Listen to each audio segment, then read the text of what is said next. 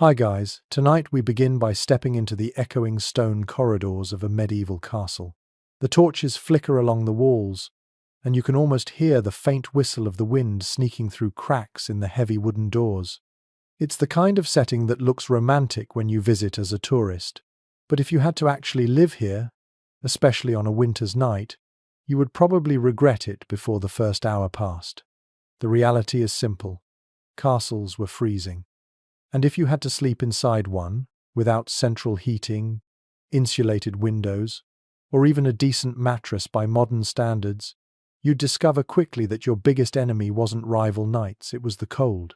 You probably won't survive this, at least not without a few tricks. So, before you get comfortable, take a moment to like the video and subscribe, but only if you genuinely enjoy what I do here.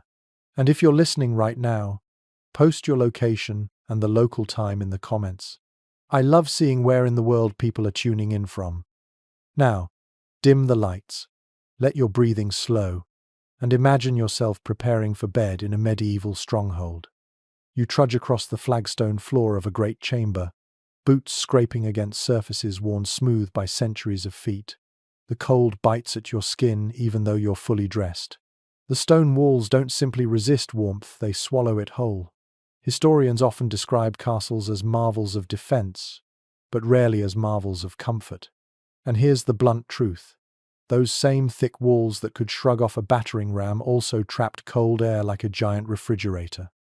Once the sun dropped, the inside temperature plummeted almost as quickly as the outside. You'd notice your breath forming clouds in front of your face. The air inside feels heavy, damp, and unwelcoming.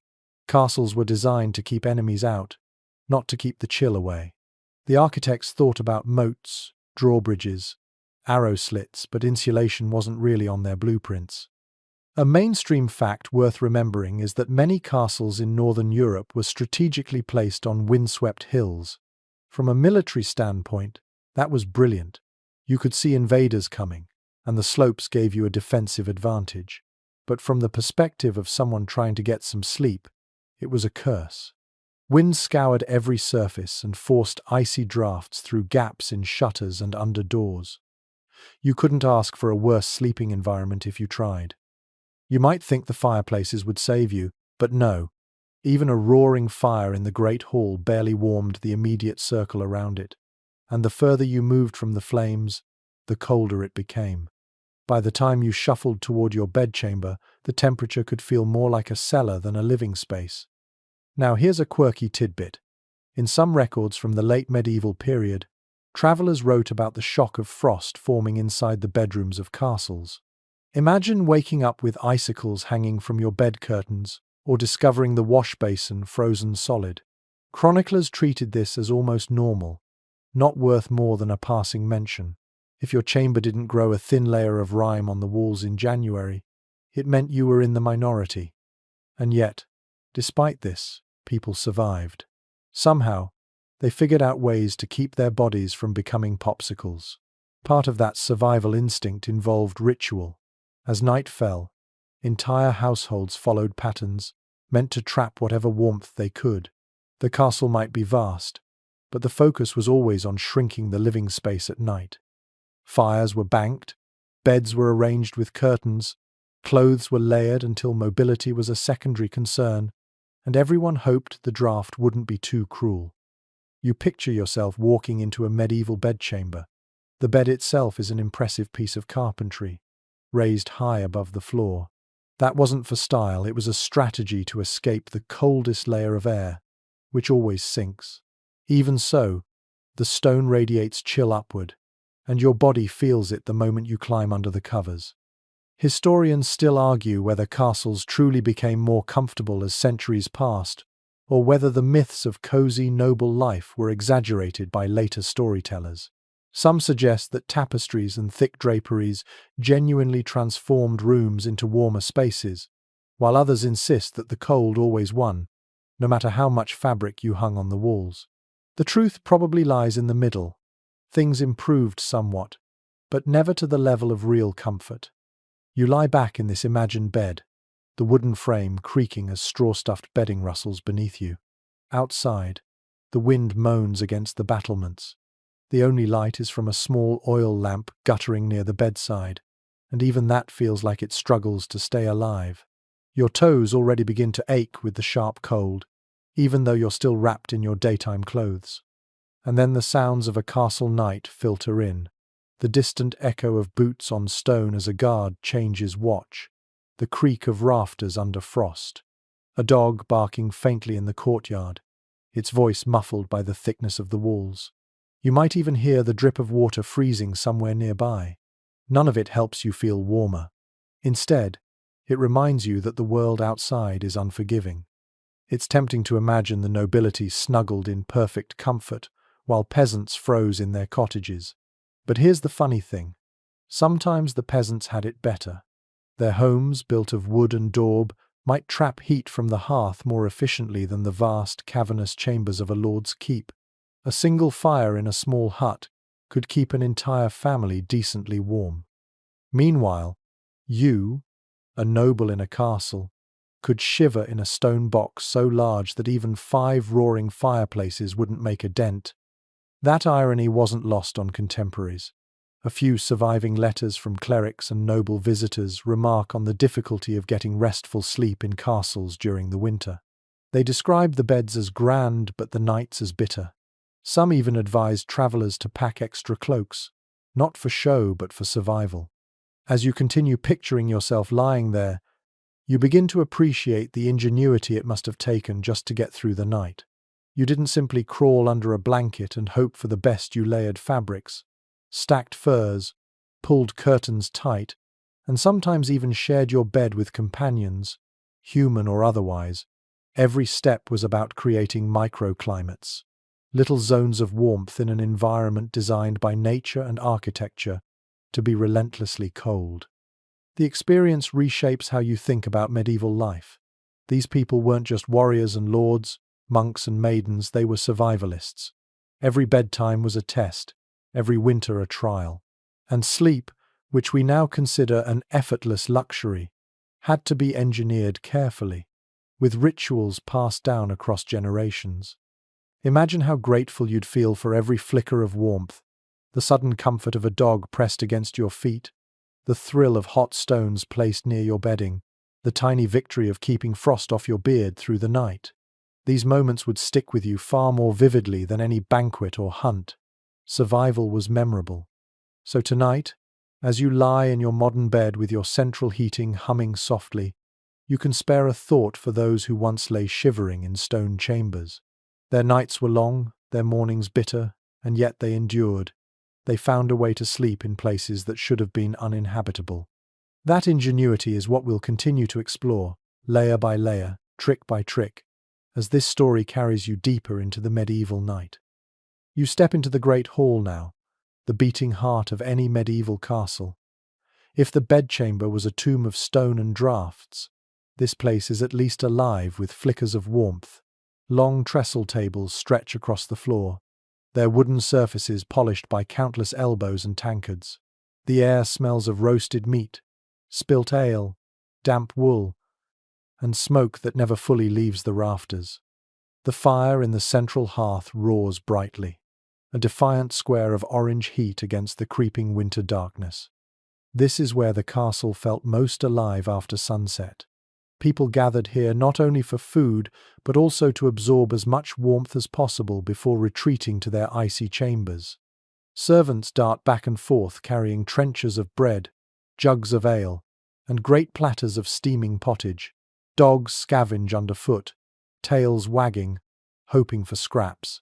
The hall is loud, almost raucous, with laughter, song, and the clattering of knives against plates. For a little while, you forget that outside the wind howls across the battlements and frost is forming on the windows. Here's the plain fact. The Great Hall was the only space in most castles where heating was even remotely successful. A huge open hearth dominated the center or end of the room, and the fire was fed almost constantly in winter. Logs, sometimes entire tree trunks, were hauled in to keep it going. If you had rank, you claimed a seat near it, basking in that golden glow while servants or less fortunate souls shivered along the edges. But here's the catch. Even in this grand room, the heat only travelled so far. The farther you sat from the flames, the colder the air became, until it felt as though the walls themselves breathed out frost. Heat rose upward, trapped in the smoke-stained rafters, while those on the floor wrapped themselves in cloaks and huddled together. In truth, only a lucky few were ever warm, and everyone else pretended to be. One quirky tidbit that chroniclers mention is that feasts sometimes doubled as strategic heating sessions. Nobles scheduled their largest gatherings during the bitter months, knowing that the body heat of hundreds of guests combined with the fire would turn the great hall into something approaching cozy. In some accounts, it's even said that servants were told to stand closer together simply to generate extra warmth. You could say that feasting was as much about survival as it was about merrymaking. But the glow of the hall didn't last. When the feast wound down, the minstrels packed away their instruments, and the guests staggered off to their beds. The fire was eventually allowed to burn low. Embers glowed red, a last stand against the cold, and shadows grew long on the stone walls. That heat you clung to during the evening dissipated quickly. Within an hour or two, the great hall itself would fall back into frigid silence. Imagine yourself now. You're lingering by the fire, unwilling to leave, stretching your hands to soak up every last spark of warmth. Your cheeks glow hot, but the back of your body already feels the cold creeping in, reminding you of what waits upstairs. The smoke stings your eyes and clings to your hair, but you still dread the moment when you have to climb the spiral staircase to your chamber. Historians still debate whether some castles developed more sophisticated heating systems for their great halls. A few argue that vents and flues allowed the warmth to circulate, especially in later centuries. Others suggest this is wishful thinking, pointing out that medieval building technology simply didn't prioritize comfort. The consensus leans toward the harsher truth. The Great Hall was warm only in the immediate vicinity of the fire and nowhere else. Even the acoustics reminded you that this wasn't a cozy lodge but a cavernous chamber of power. Every laugh echoed, every footstep amplified, until the soundscape itself seemed too large, too cold. And when the hall emptied, the silence became oppressive, like sitting in the belly of a sleeping giant. One of the most telling images is the transition itself, the walk from the great hall to your bedchamber. Picture leaving the golden firelight, stepping into a narrow passage lit by a single torch. The draft hits you instantly, a knife of cold air rushing through arrow slits and unsealed doorways. Your breath fogs again. The warmth you just carried in your bones drains away as though the castle itself is feeding on it. That shift, from one room of temporary comfort to the endless chill beyond, defined medieval nights. Sometimes, nobles lingered so long in the great hall that they practically slept there. A high-backed bench pulled close to the hearth could serve as a makeshift bed, and servants or guards often collapsed near the embers rather than face their chambers. To sleep near the fire was to risk sparks, smoke, and restless noise, but compared to the icy stone above, it was still tempting. Another curious note from the records. Travellers often complained more about the journey from the great hall to the sleeping quarters than the sleep itself. That brief exposure, moving from warmth into cold, was described as a shock to the body. People spoke of shivers lasting all night because of that walk. It's as if the castle itself punished you for daring to think you might be comfortable. The fading glow of the hall was psychological too. You knew that once you left it behind, the night would be long and merciless. The great hall was not just a room, it was a ritual, a gathering of warmth before surrendering to the cold. Every torch put out, every cup drained, was another step toward a shivering ordeal in bed. Even in the flicker of candlelight, you sense how temporary comfort really was. The fire that once roared now whispers faintly, sparks popping and dying. A servant pokes at it half-heartedly, then gives up, leaving the embers to fade. The sound of laughter and feasting is gone, replaced by the quiet groans of the castle settling into the night. And so you turn, reluctantly, to climb that staircase, cloak wrapped tightly around you, the memory of warmth fading with each step. The glow of the great hall lingers in your mind like a dream you wish could last. But already your toes numb, your fingers sting, and you realize the rest of the night will be a fight for heat. That fleeting glow is what kept people sane, the ritual of gathering, feasting, and basking in firelight before the cold reclaimed its territory. Without the great hall, the castle would have been unbearable. With it, people at least had a chance to remember what warmth felt like, if only for a few hours. You climb higher into the keep now, away from the fading glow of the great hall, and the air changes immediately. The warmth of the fire is gone, replaced by a damp cold that clings to your bones. The walls are thick, thicker than anything you've seen in modern houses, sometimes 12 feet of stone separating you from the outside world. At first, that sounds like protection. But here's the irony. Those very walls that stopped arrows and siege engines also trapped the chill inside. If you've ever stepped into a basement in winter, you know the sensation. The stone holds the temperature like a memory, radiating cold even when the outside air warms briefly. Medieval builders understood strength and permanence, but not comfort, and so the walls became paradoxical. Fortresses against men, but not against the weather. One fact historians agree on is that castles rarely warmed beyond a narrow radius around the hearth. A fire blazed, smoke curled upward, but step just 10 feet away, and you were already in an icebox again. Written accounts from the 13th and 14th centuries describe noble families sitting directly in front of the flames, cloaks pulled over their heads, while behind them servants stamped their feet to keep circulation going. The fire created a bubble of tolerable heat, but the stone around it refused to yield. Now, a curious note from travelers' journals. Some complained that the walls themselves sweated. Moisture condensed on the cold stone and ran down in streaks, making chambers damp and unpleasant. Imagine lying in bed and hearing tiny drips hitting the floor beside you all night long. Not exactly the lullaby you wanted. In some seasons, moss even grew on the interior surfaces. So yes, you lived inside a castle, but at times it resembled more of a cave. Modern scholars still wrestle with the question of whether tapestries and hangings really made much difference. We picture grand walls lined with richly woven cloth, but did those thick fabrics truly insulate the room, or did they merely decorate? Some researchers argue they cut drafts noticeably, creating pockets of warmth behind the drapery. Others think this was exaggerated in later romanticized depictions, pointing out that even the richest cloth couldn't compete with freezing air filtering through unglazed windows and door cracks. The debate lingers, unresolved, but it tells you one thing clearly. People were desperate enough to try almost anything. So picture it now. You enter a bedchamber in late January. The fire in the hearth is small, perhaps already guttering. The walls rise like cliffs around you, their surface slick with condensation. Even wrapped in layers of wool, you shiver. The bed stands proud in the center, heavy curtains drawn around it. Behind those curtains, the air might be a few degrees warmer, a little cocoon carved out of the cold, but outside them, the chamber feels like a stone tomb. The psychological effect was just as severe. People wrote about dreading the cold more than hunger or even illness. At least hunger and illness passed eventually. The cold was relentless every single night of the winter season. When you lived in a castle, you couldn't escape it. That sense of imprisonment in your own home left its mark.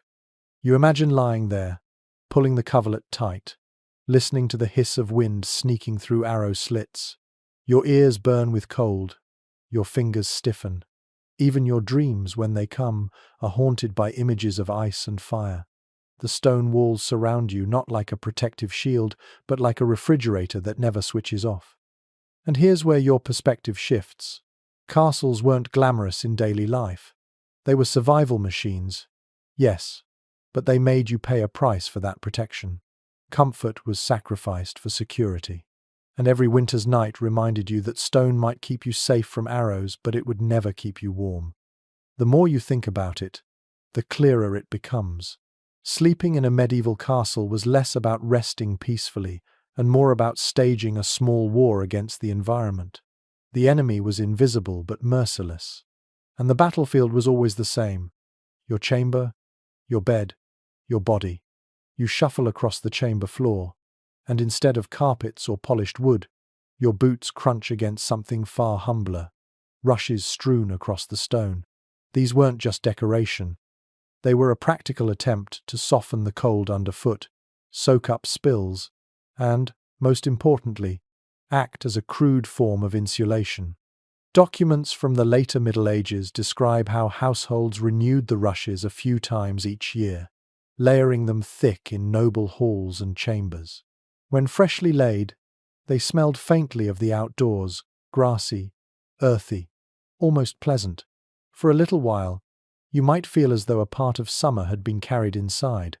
The plants added padding, muffled footsteps, and helped hold in what little warmth could be trapped near the ground. But the charm didn't last. Over time, the rushes grew foul.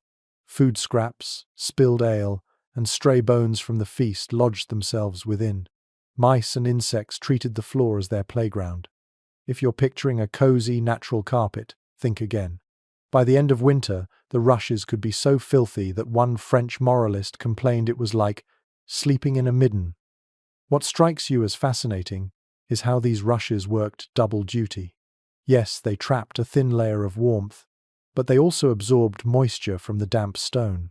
In a castle where condensation dripped constantly from the walls, this mattered. Otherwise, every step would have been across slick stone and puddles of freezing water.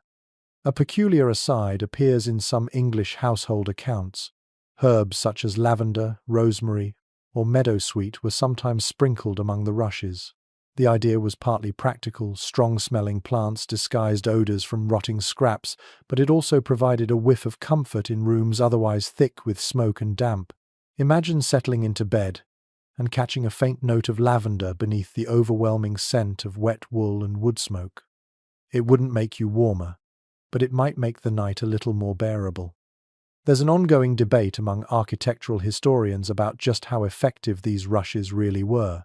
Some argue they genuinely provided warmth by creating an insulating mat between human feet and icy stone. Others dismiss them as largely symbolic gestures of order and cleanliness, pointing out that most of the heat loss came from walls and ceilings anyway. The evidence is patchy, and so the question lingers. Were the rushes a true medieval technology of warmth, or simply a messy habit disguised as tradition? You picture yourself now, lying in bed while a servant finishes scattering new rushes across the chamber. They crunch softly underfoot, releasing faint aromas as they're trampled down. For a fleeting moment, the room feels cleaner, almost civilized, but you know that by morning, the rushes will already have absorbed the dampness, and the cycle of decay will begin again. Think of the sensory overload of such a bedroom. Beneath your sheets you might feel the comfort of wool or fur, but rising around you is the musty smell of old rushes, the sharp tang of herbs, and the omnipresent smoke clinging to your clothes. The floor rustles as mice scurry in search of crumbs. Every detail reminds you that survival, not luxury, defined your sleep. Yet there's a kind of ingenuity in it too. These people used the simplest materials, plants gathered from riverbanks and fields, and turned them into tools for enduring the long winter. They didn't think in terms of carpets or insulation. They thought in terms of whatever could keep the chill a fraction further away. So as you rest your head in this imagined chamber, you realize that even the floor beneath you was part of the nightly battle against the cold. Stone was the enemy, rushes were the fragile shield. And every morning began with the question, how long until these too betrayed you with dampness and decay? You sit on the edge of the bed now, running your fingers across the layers of cloth piled high. If there was one medieval survival secret against the night chill, it was fabric. Wool, linen, and fur became the weapons of choice, wrapped and layered until you resembled a cocoon rather than a sleeper. Records from household inventories make it clear just how central textiles were to medieval life. Linen sheets were considered the baseline, smooth and cool against the skin, though far less insulating than what came on top. Over that came thick woolen blankets, heavy enough that some people compared them to the weight of a hound. And if you had the wealth, you added fur coverlets, fox, sable, or even bear. Nobles invested fortunes into such bedding not only for show, but because without it, winter nights could be lethal. But there's an amusing observation buried in the sources. Servants sometimes joked that their masters couldn't move once they were tucked in. So many layers pinned them down that turning over required a monumental effort. Imagine being swaddled in 5 or 6 heavy blankets, so tightly tucked that you either lay still or risked pulling the covers off and freezing. Warmth came at the cost of mobility, a trade-off most were willing to make. Fur deserves special attention. Beyond luxury, it was genuinely practical. Arctic fox pelts, marten skins, and sheepskin all provided dense warmth. One chronicler describes a noblewoman in Burgundy who refused to travel without her ermine-lined bed covers, even in summer, because she feared catching chills at night. To us it sounds absurd, but in an age where drafts sliced through every room, paranoia about cold was entirely rational. A strange custom pops up in certain households. Some people believed sleeping under too much linen was unhealthy, because linen was thought to draw out the body's heat. To balance this, they deliberately layered wool or fur above and below, creating what we might call a textile sandwich. The idea was that linen cooled, wool heated, and fur trapped it all in. Whether the theory worked scientifically is doubtful, but it shows how people mixed folklore with practical comfort. Scholars continue to puzzle over the social meaning of these textiles. Was fur really about survival, or was it mostly status signaling? On one hand, inventories prove that wealthy nobles collected enormous numbers of fur coverlets. On the other hand, poor families survived without them, relying on coarse wool instead.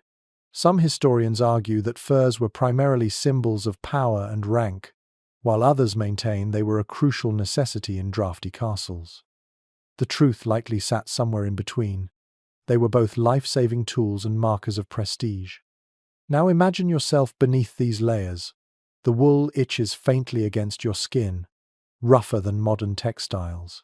Above that, the fur feels dense and almost suffocating, but at least it keeps the cold at bay. The blankets press you into the straw mattress with their sheer weight. You shift, but only slightly. Any bigger movement would invite icy air into the cocoon. Your breath warms the space around your face, while the rest of you relies entirely on the barrier of cloth. The silence of the room amplifies every sensation: the rustle of linen, the coarse scratch of wool, the faint musky odor of animal pelts. There's something intimate and primal about it. You are wrapped in the skins and fibers of the natural world, every thread and hair a reminder that survival depends on turning the environment itself into armor. And in that thought lies the essence of medieval sleep. To rest was to build a fortress inside a fortress, not with battlements and moats, but with sheets and furs. Each night, you barricaded yourself against the cold with whatever textiles you could muster. Without them, even the most magnificent castle chamber would feel like the inside of a crypt. So as you lie there in this imagined cocoon, you begin to understand the nightly ritual. Gather layers, weigh yourself down, and hope they hold until morning. The cold might rattle the shutters, creep through the stones and swirl around your bed, but inside the fortress of fabric, you stood a fighting chance.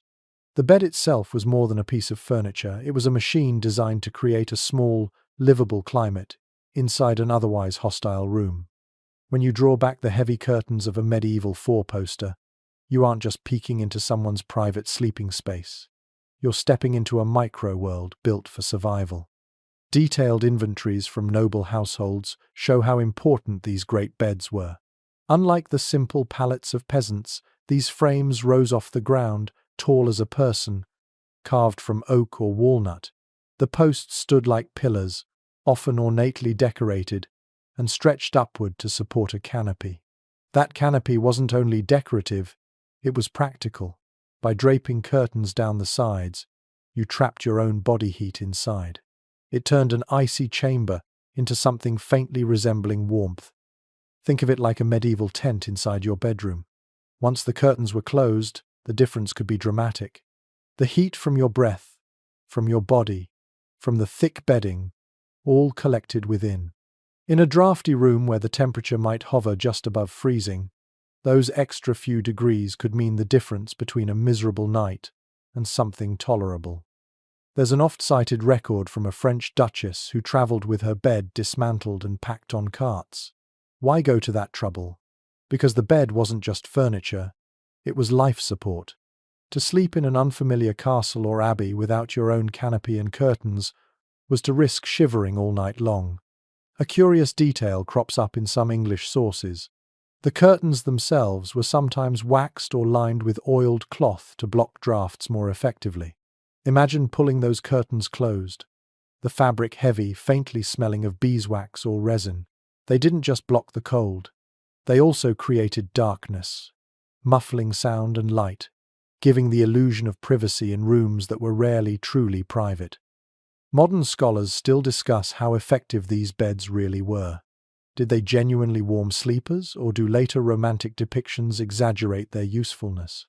Archaeological evidence suggests the curtains were thick and layered, so there's reason to believe they worked. Yet some argue the warmth was psychological as much as physical. The feeling of being enclosed, sheltered, hidden away from the cavernous cold. The debate continues, but what remains certain is that people believed in their importance so strongly that portable beds became a noble necessity. Now, picture yourself sliding into one. The bed creaks under your weight, the straw mattress rustles, and then you reach to pull the curtain closed. Instantly, the air feels different, still cold. Yes, but no longer assaulted by drafts from the arrow slits. Your breath fogs less quickly. Your body relaxes into the layered covers, and you sense that you might actually fall asleep. The curtain muffles the faint drip of water from the walls, the distant cough of a servant in the hallway, even the bark of a dog outside. Inside, it smells of fabric and fur, faintly musky but comforting. You hear only the rustle of your blankets when you shift. The chamber beyond may be vast and inhospitable, but here, in your bed, you've carved out a pocket of life against the elements. It wasn't foolproof. Some nights, the curtains froze stiff where condensation collected. Other nights, the smoke from the hearth drifted inside, choking you awake. But for most nobles, the four-poster canopy bed represented the best defense available against the nightly siege of cold. And this is where you realize the ingenuity of medieval people wasn't in grand inventions but in small, clever adaptations. No central heating? Then build a private climate bubble. No insulation? Then hang thick curtains and seal yourself in. Every night was a negotiation with the cold, and the canopy bed was the closest thing to a truce. Imagine lying there now, your eyelids heavy, the world beyond the curtain fading into silence. The chamber is still cold, the castle still drafty, but you've made a space where survival feels possible. You drift towards sleep not because the night has grown warmer, but because you've managed, through fabric and wood, to outwit it just enough. Beneath all those blankets and curtains, the foundation of your night's rest was still the mattress itself. What lay under you could determine whether you passed the night in some level of comfort, or whether you woke aching, frozen, and cranky. In the Middle Ages, bedding came in many forms, but two stood out: the feather bed and the straw tick. The feather bed was the luxury choice. Imagine sinking into a sack stuffed with goose or duck feathers, soft and pliable, cradling your body with warmth. Inventories from noble estates often list multiple feather beds, carefully stored and moved with the household whenever the lord travelled. A well-stuffed feather mattress could be so thick that one sat nearly a foot above the bed frame, a bouncy cushion in an otherwise unforgiving chamber. Families prized them, guarded them, and passed them down as treasured possessions. They weren't simply comfortable, they were symbols of status. But here's a twist. Feather beds could also become suffocatingly hot, trapping body heat until sleepers woke drenched in sweat, even in winter. One amusing complaint survives from a 15th century letter where a guest moaned that his host's bed swallowed him like a goose in a pot. Too many feathers meant you sank too deep, and instead of gently cushioned sleep, You spent the night struggling to crawl back to the surface. For most people, though, the reality was a straw tick, a large sack filled with straw, hay, or reeds, stuffed until it formed a crude mattress. Peasants used them, soldiers used them, and even castles filled their lesser chambers with them. They were cheap, easy to refill, and moderately effective at lifting you off the icy floor. But straw came with its own curses. It flattened quickly, poked through the cloth, and often harbored fleas. Households had to beat the bed regularly, literally whacking and shaking the straw sack to fluff it up and drive out vermin.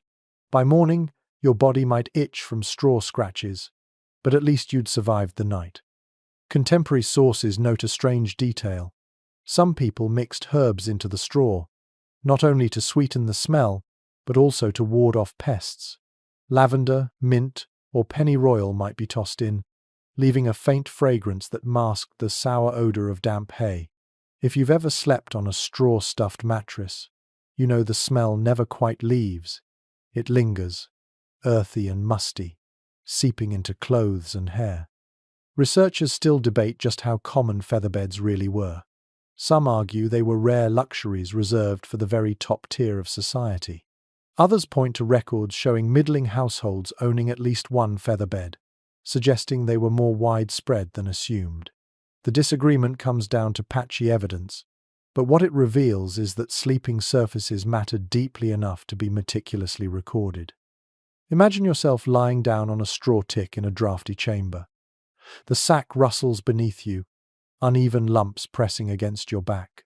Each shift releases a puff of grassy scent, mixed with the faint sharpness of herbs.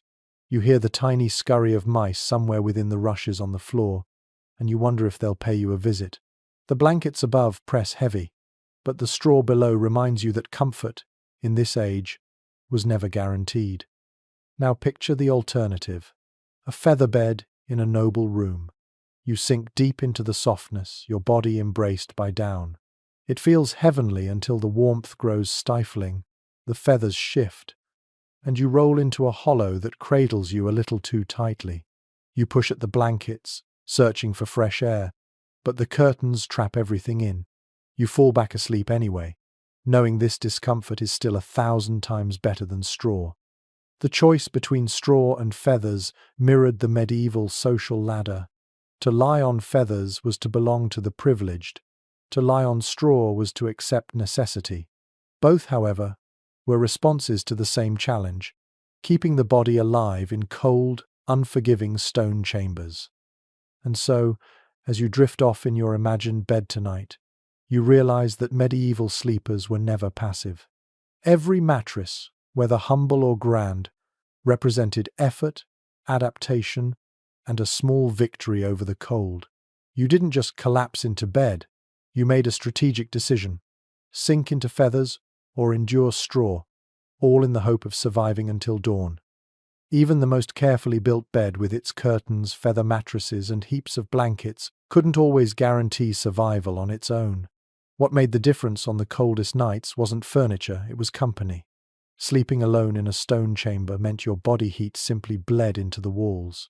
Sleeping beside others meant warmth multiplied. Bodies acting like radiators pressed together in the dark. Noble families understood this, though they rarely admitted it openly. Servants often slept in adjoining rooms or even on pallets at the foot of the master's bed. The arrangement wasn't only about service or security, it was also practical. More people in a space meant higher temperatures, even if only by a few precious degrees. You might not notice the warmth at first, but come midnight, when frost gathered on the inside of the shutters, every extra body counted. Accounts from medieval monasteries reveal that monks slept in long rows, their cots or straw beds side by side in drafty dormitories. The reasoning wasn't solely communal discipline, it was also survival. In those crowded quarters, body heat created a layer of insulation, however thin. The same principle applied in barracks, where soldiers huddled in rows, cloaks pulled tight, trusting that together they'd resist the chill better than alone. A curious anecdote comes from a 14th century English manor. One nobleman's will specifically ordered that his favourite squire be granted a place near his lord's chamber fire at night. Scholars interpret this not only as a mark of favour, but as an admission that the warmth of companionship was as valuable as inheritance. To be invited to share a bed or chamber was not merely intimacy, it was a privilege of warmth. There was, of course, another layer to the practice. Animals. Dogs in particular became literal heaters. The phrase, a three-dog night, may come from much later folklore, but the idea is rooted in reality. Medieval people often allowed hounds into the bed, not only for companionship, but because the animals radiated heat. A couple of large mastiffs curled at your feet might mean the difference between numb toes and comfort. Travellers even recorded that in some inns, guests slept packed together with dogs, goats, or even sheep beside them. The smell was intense, but warmth trumped fragrance. Scholarly debate continues over just how socially acceptable bed-sharing was among nobles. Some argue it was routine lords with trusted companions, ladies with maids, travellers with strangers. Others insist that among the elite, such intimacy was limited and carefully controlled, with servants relegated to nearby pallets rather than inside the bed itself. What is clear, however, is that in lower classes, bed-sharing was normal. Families piled together, parents, children, and often grandparents, forming a tangle of limbs under a single heap of blankets. Privacy meant little when survival was at stake. Imagine now that you lie in such a bed, not alone but pressed shoulder to shoulder with others. The first few minutes feel awkward. Elbows poke, someone coughs, a blanket slips. But soon the warmth builds, a shared cocoon of body heat. You feel the dog's weight against your feet, hear the soft breathing of your companions, and slowly your muscles unclench. The castle may howl with wind, but inside this cluster, you almost believe in comfort. Of course, this came with drawbacks. Fleas and lice spread easily, and whispers in the dark carried secrets. But when you weighed those irritations against the risk of shivering through a sleepless night, the choice was simple. You chose warmth over dignity, companionship over solitude. To modern minds, the thought of sharing a bed with servants, siblings, or animals may feel uncomfortable, but for the medieval sleeper, it was survival strategy, passed down and accepted as common sense. In a world of stone and frost, every extra body was a blessing. So as you pull your own blanket tighter tonight, think of those long-ago sleepers who faced the same cold but had fewer defenses. Their solution was simple: share what warmth you had, and hope the night would be merciful. Imagine blowing out your candle and settling under the covers. It isn't just the blankets or the bed curtains that keep you alive tonight, it's also what you're wearing. Unlike the modern custom of slipping into pajamas or even nothing at all, medieval people often went to sleep nearly as bundled up as they were by day. Clothing itself became part of the insulation system. Household accounts and surviving garments show that the staple bedtime attire was the nightshirt, a long, loose linen garment resembling an oversized tunic. Linen might not sound warm to you, but it was the practical choice. Easy to launder compared to wool, relatively smooth against the skin, and breathable. Over that, you might throw on an extra wool tunic or even a cloak, depending on the severity of the cold. To medieval minds, the more layers, the better. But one detail stands out: the nightcap, or coif. These were small cloth caps tied under the chin or simply pulled snugly over the head. Why such an emphasis on covering the skull? Because it was widely believed, quite sensibly, that most body heat escaped through the head. A medieval sleeper without a coif was like a knight without armor, dangerously exposed. Illuminated manuscripts even show figures tucked into bed with their heads neatly wrapped, looking more like they're ready for travel than for dreams. The nightshirt itself could vary in length. Poor families wore what they had, often their under-tunic repurposed for sleeping. Wealthier nobles commissioned nightwear embroidered with fine thread or edged in fur. Some ladies even had sleeping hoods that trailed with ribbons, though one suspects those were impractical in reality. Whatever the style, the principle was clear: cover everything you could. A curious note from a 15th century medical text recommends that sleepers bind their feet in linen or wool against the night air. This wasn't mere fashion. It was early recognition that extremities froze first. People wrapped their toes, ankles, and even hands in strips of cloth before bed, creating makeshift socks and mittens. You can almost feel it. Your hands swaddled, your feet cocooned, every inch of skin shielded from the relentless cold. But what about debate? Scholars remain divided over how widely specialized sleep clothing existed, as opposed to simply reusing daytime garments. Some argue that for peasants, there was no such thing as nightwear. People simply collapsed in whatever they wore during the day. Others point to wills and inventories that mention night linens, specifically, suggesting that at least for the middle and upper classes, distinct sleep attire was normal.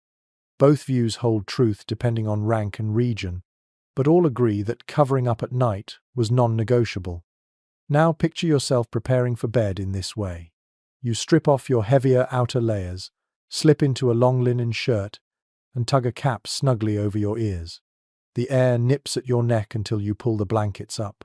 Every fiber of fabric adds a tiny layer of defense, and together they form a cocoon. The bed might be drafty, the room freezing, but at least your body has become a fortress of cloth. The sensory details are vivid.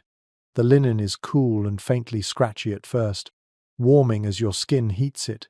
The wool smells faintly of sheep and lanolin, earthy but reassuring. Your cap presses gently around your head, muting sound and making you feel enclosed. You wriggle into position, swaddled like a parcel, and wait for sleep to come. There was another reason for nightclothes beyond warmth: modesty. In a world where sharing was common, being half-dressed or naked was unacceptable. Even married couples were often depicted in manuscripts wearing caps and long shirts in bed. It wasn't just about surviving the night, it was about propriety. And so, whether you were a lord, a lady, a servant, or a soldier, your nightshirt and coif served a social function as much as a practical one. Think of the rhythm of such nights. The ritual of dressing not down but up, layering more cloth, tying knots, and smoothing wrinkles before extinguishing the light. In our modern sense, nightwear is associated with relaxation. For the medieval sleeper, it was armor against the elements. So, as you tug your own blanket tonight, think of those long-ago figures who climbed into bed looking more like travelers than dreamers, bundled in linen and wool, heads wrapped tightly against the dark. Their sleep was not effortless. It was engineered, stitch by stitch, layer by layer, against the endless siege of cold stone. Picture the moment before you slip under the covers. A servant steps forward carrying a long-handled pan, its brass surface glowing faintly in the firelight. Inside, hot coals crackle and hiss, filling the chamber with the smell of ash and heated metal. This curious object was the medieval warming pan, a tool as simple as it was ingenious, because who wanted to crawl into sheets that felt like blocks of ice? The ritual went like this. The servant slid the pan back and forth between the bedclothes, the coals inside radiating heat through tiny perforations. The sheets above puffed with smoke, and the air filled with the faint tang of burning wood. For a few minutes, the bed transformed from a frozen slab into something almost inviting. Without this step, you might lie shivering for an hour before your own body heat finally softened the chill. Surviving inventories from noble households list warming pans alongside candlesticks and chamber pots, ordinary tools of nightly life. They weren't rare, they were expected. By the late Middle Ages, wealthy homes across Europe treated them as essential in winter. A chamber without one was either neglected or occupied by someone low enough in status not to merit the luxury. But these pans carried hazards too. Contemporary letters complain of sheets scorched black or even set ablaze when servants left the pan in one place too long. Imagine sliding into bed only to discover a smoking hole where your linen should be. There are stories half comical, half tragic of noblemen springing from bed in the middle of the night because sparks from a warming pan had caught the blankets. In a wooden-roofed chamber full of dry rushes, such accidents were no small matter. One particularly odd account from Italy describes sprinkling aromatic herbs directly onto the coals before warming the bed. The smoke left behind was thought to purify the air and ward off disease. You can almost smell it now. Lavender and rosemary mingling with the sharp tang of embers, clinging to the fabric as you finally climbed beneath it. The belief combined practicality with superstition, a nightly battle against both cold and invisible illnesses. Specialists in medieval domestic life still discuss how widespread warming pans truly were. Some argue they were confined mainly to high-status households, too expensive and risky for common folk. Others counter that simpler versions, such as clay pots filled with embers wrapped in cloth, were common among middling families. The truth is elusive, because such humble items rarely survived. What's clear, however, is that some method of preheating the bed existed across society, even if the form varied. Now imagine yourself watching the process in your chamber. The servant draws the pan steadily across the sheets, steam rising faintly as dampness evaporates. When the pan is withdrawn, the air under the covers is unexpectedly warm, almost startling after the bitter cold of the room. You slide inside quickly, trying to trap that heat before it escapes. For a few minutes, the cocoon feels blissful, as if you've stolen a pocket of summer in the heart of winter. But it doesn't last. The warmth fades rapidly, replaced once more by the relentless chill of the castle walls. The trick was never about keeping you comfortable all night. It was about making the first moments of sleep bearable. Once your body relaxed, once exhaustion overcame the shivering, you were more likely to drift into slumber and let your own heat do the rest. The warming pan was a symbol of compromise, never enough to solve the cold entirely, but enough to buy you a start. In a way, it was like striking a bargain with the night. Give me a few minutes of comfort, and I'll endure the rest. As you imagine yourself lying there, drifting off with the faint scent of embers still clinging to your sheets, you realize just how ritualized medieval sleep really was. Every evening involved a choreography of tools, garments, and gestures. The warming pan wasn't a luxury for show, it was part of the survival kit, and without it, many nights would have begun in misery rather than rest. You stir in your imagined bed, tugging the heavy blankets closer, when suddenly you feel a weight press against your legs. A warm, solid shape curls into the crook of your knees, sighs contentedly, and settles down for the night. It isn't another person, it's a dog, or perhaps two, maybe even three, if you were lucky. The practice of letting animals share the bed was far from unusual. Dogs especially were not just guardians of property or hunting companions, they were heaters.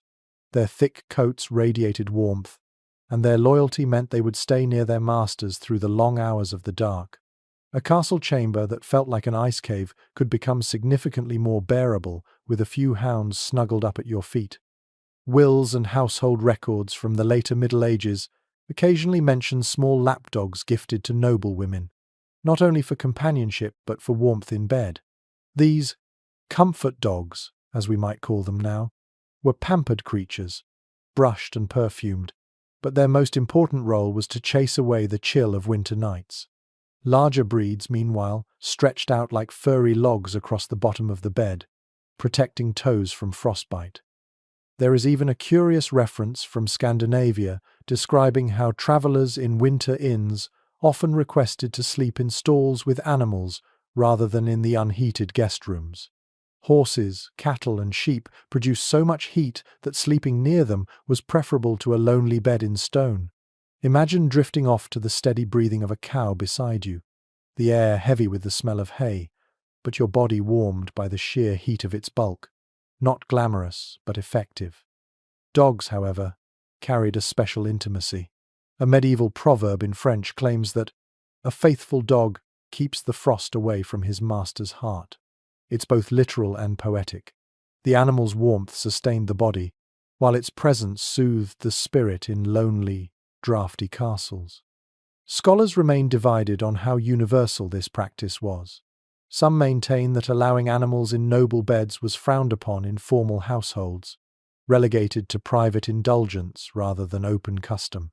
Others argue the evidence suggests it was widespread, especially in rural or frontier castles, where survival mattered more than etiquette. The debate circles around whether the image of a lady sleeping with a lapdog is romantic exaggeration or practical truth. Now picture the scene vividly. You lie swaddled in your linen nightshirt and wool blankets, the curtains of the bed drawn tight. Outside, the wind shrieks along the battlements. Your toes ache with cold until, suddenly, you feel the warmth of a hound pressed against them. Its fur is coarse, its body solid, and though it carries the scent of the hunt and the outdoors, you welcome it without hesitation. Another dog curls at your side, and soon you are cocooned not just in cloth but in living heat. The chamber may still be icy, but inside the bed, the world is transformed. Of course, this came with inconveniences. Dogs shed hair, dragged in dirt, and sometimes gnawed on bones hidden under the covers. Insects travelled with them, spreading to their human companions. And yet the trade-off was worth it. Better fleas than frostbite, better a dirty blanket than a night without sleep. The sensory mix is unforgettable. The earthy smell of dog fur, the faint smoke clinging to your clothes, the heavy press of blankets, and underneath it all the steady rhythm of another creature's breathing. It's no wonder people spoke of their animals with affection bordering on reverence. To share warmth was to share survival. The image of the three-dog night, though a phrase coined much later, captures the essence of medieval sleeping habits. One dog meant manageable cold, two meant serious chill, three meant the night was so bitter that even nobles stacked every possible source of heat into the bed. So, as you lie there in your own bed tonight, think of how extraordinary it must have felt for people in castles isolated by stone, assaulted by draughts, surrounded by darkness, to draw strength and comfort from the simple loyalty of an animal curled by their side. In that small exchange of warmth, human and dog kept each other alive through countless winter nights. Pull the curtains back for a moment and step outside the noble chamber in your imagination. Across the courtyard, in the shadowed servants' quarters, another world of sleep unfolds. The contrast between peasant and noble slumber was stark, and yet the outcome, survival through bitter nights, was the same goal. Who, then, truly slept warmer? The answer might surprise you. Nobles had grandeur, featherbeds, fur coverlets, warming pans, and thick canopies. But grandeur did not always mean comfort. Their bedchambers were cavernous, built for display as much as for rest, and all that space made them impossible to heat. Even with roaring fireplaces, the stones swallowed warmth like a sponge. So a lord might lie on heaps of down and fur, yet still breathe air that froze into mist before his eyes.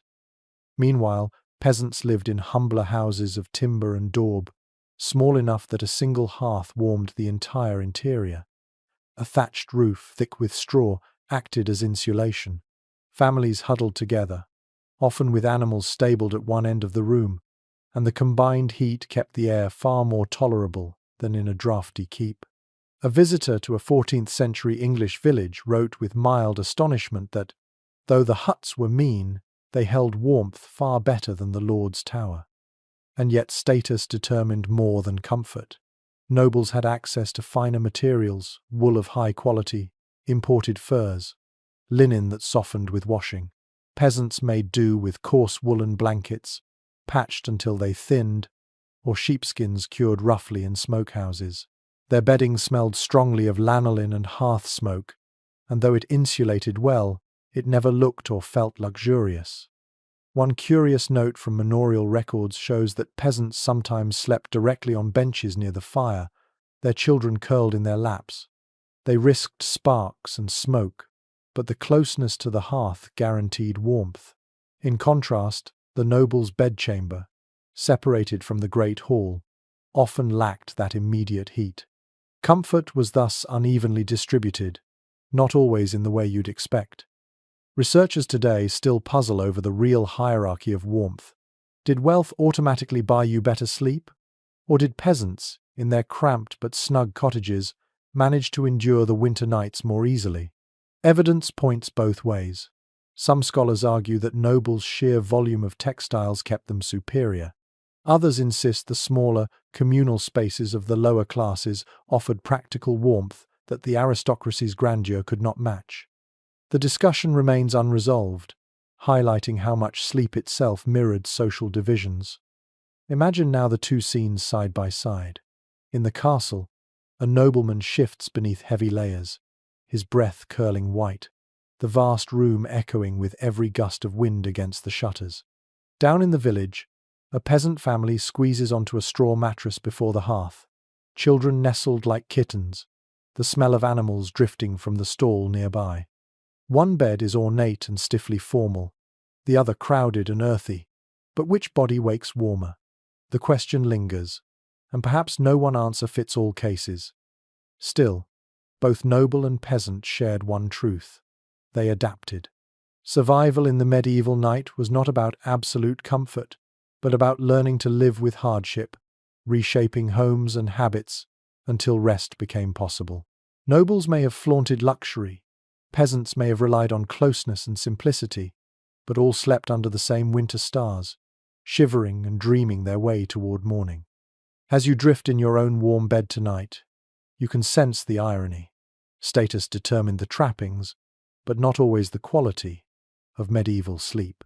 Sometimes the humblest hut held more genuine warmth than the grandest hall. You might think that once a bed was established in a noble chamber, it never moved. After all, these beds were massive objects, heavy with carved posts and curtains.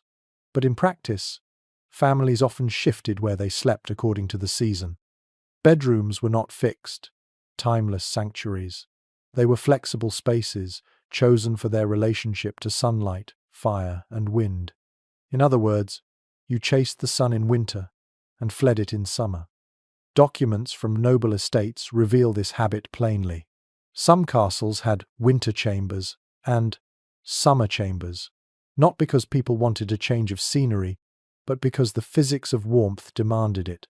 In cold months, families moved into rooms with southern exposure, where the weak sun struck through the windows for a few precious hours each day. The walls there stored a little more heat, the air felt a little less hostile, and waking up wasn't quite so brutal.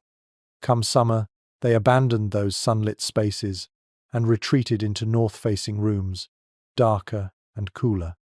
There is a well-documented example in the accounts of Edward IV's household, where entire beds and furnishings were moved seasonally. Servants carried feather beds, linens, and tapestries from one chamber to another, creating temporary nests wherever the king chose to rest. It was a logistical ordeal, but for those living in stone palaces, mobility was essential to survive. A curious note survives from a Burgundian courtier who complained in a letter that he lost his chamber to the frost one year. The walls, he said, grew so damp and cold that he refused to sleep there, choosing instead a narrower room facing the rising sun. His phrasing reminds us that in castles, the building itself was an adversary. Rooms were conquered by cold, surrendered, and retaken with the seasons. Archaeologists and architectural historians still debate whether every castle truly offered multiple seasonal chambers or whether this was a luxury of the grandest estates. Some argue that the majority of castles had only a few suitable rooms for sleeping, forcing residents to endure the cold where they were. Others insist that evidence of window placements, fireplaces, and surviving records shows intentional design for seasonal living. The argument remains unresolved, but the image is persuasive. A noble family migrating within its own walls, like birds shifting nests as the weather turned. Now imagine yourself following this routine. In autumn, you begin to eye the sunlit side of the keep, knowing that soon the long nights will demand every advantage. Servants dismantle your bed, hauling frame, mattress, and hangings piece by piece. The sound of carpenters adjusting posts echoes in the new chamber, while tapestries are hammered into place to block drafts. By the time the first frost comes, you are tucked into a room that at least greets you with pale shafts of morning light. The sensory detail is vivid. You wake to the thin warmth of the sun filtering through shutters, the smell of woolen curtains freshly rehung, and the faint sound of servants sweeping rushes across the floor of your relocated chamber. The shift does not eliminate the cold, it simply manages it, turning unbearable into survivable. Peasants, too, shifted their sleeping spaces seasonally, though less formally.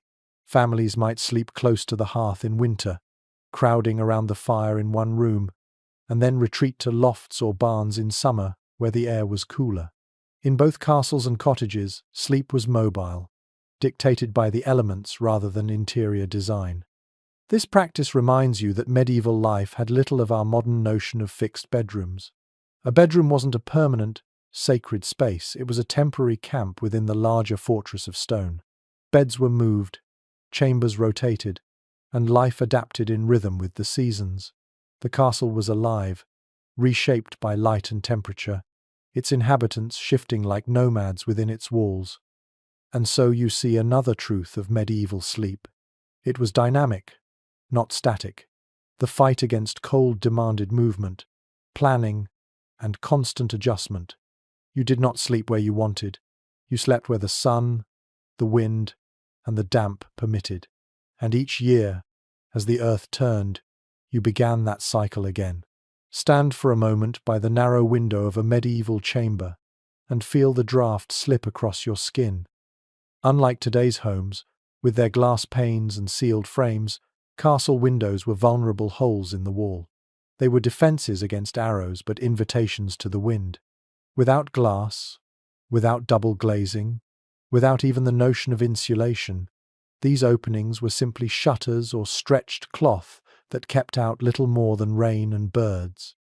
Written surveys of medieval households reveal that in many castles, glass was so rare it was reserved for chapels or the Lord's private oratory. Ordinary chambers had wooden shutters, thick planks that could be barred from the inside. In summer, they stood open for light and air, but in winter, they shut tight, creaking in the wind. Yet wood alone was no shield against the chill. Cold crept through cracks, and the room grew damp. A practical solution was to stretch cloth across the opening, sometimes linen soaked in oil or wax, to make it translucent and resistant to rain. By day, this allowed a dim, amber glow to enter, soft and hazy, like sunlight through parchment.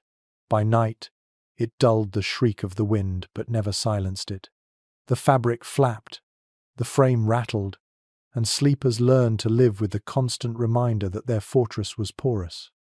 One intriguing reference comes from a 13th century French household account describing horn windows. Thin slices of animal horn were scraped translucent and set into wooden frames. These provided a crude but sturdier alternative to cloth. They admitted pale light and resisted weather better, though they yellowed quickly and warped. Imagine looking out through such panes, the world blurred as if seen through fogged glass. Yet inside your chamber, the air just a fraction less brutal. Archaeologists and architectural historians debate how common these horn or oiled cloth windows really were. Some argue they were luxuries of the wealthiest castles, while most households relied only on shutters. Others suggest that by the later Middle Ages, they were surprisingly widespread in Northern Europe. The evidence is fragmentary, but the very existence of debate reminds us how desperate people were to improvise barriers between themselves and the cold. Now picture yourself at such a window. The shutter is drawn, the cloth tacked across the frame, and still a sharp line of frost forms along the sill. Your breath clouds as you lean near it. Outside, the snow reflects the moon, but inside, you hear the faint rattle of wood and the moan of wind searching for a gap. No matter how carefully you hang your bed curtains, you know the draught will find its way to you. The soundscape is haunting. Shutters banging in a distant corridor, fabric snapping faintly like sails, servants muttering as they stuff rags into cracks. Some households even pressed moss or clay into gaps around the frames as makeshift insulation. It was messy, unsightly, and temporary. But when the night dipped below freezing, any measure was better than none. Peasants in cottages faced the same battle. Their houses often had no windows at all, just shutters to close off narrow slits.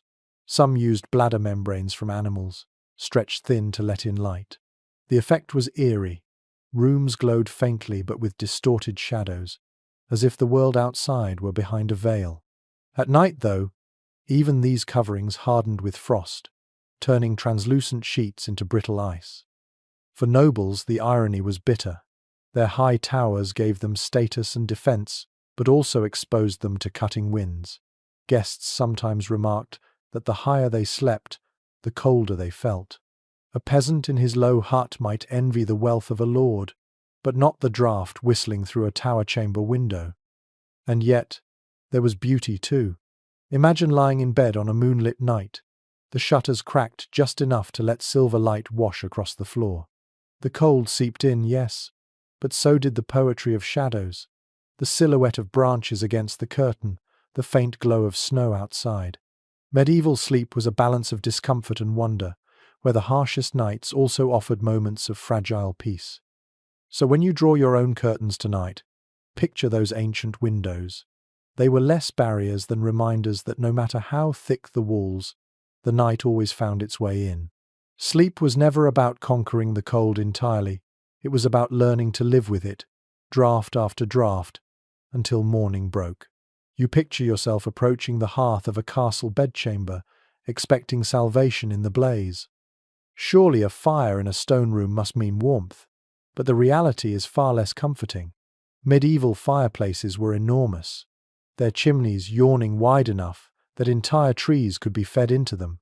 Yet for all their spectacle, they were poor at actually heating the space. The reason was simple physics. The wider the chimney, the more heat escaped directly upward with the smoke. Flames roared, sparks danced, logs collapsed into glowing embers, and yet stepped more than a few paces away, and your breath still misted in the air. The fire created a bright oasis of heat in its immediate circle, but beyond that, the castle chamber remained bitterly cold.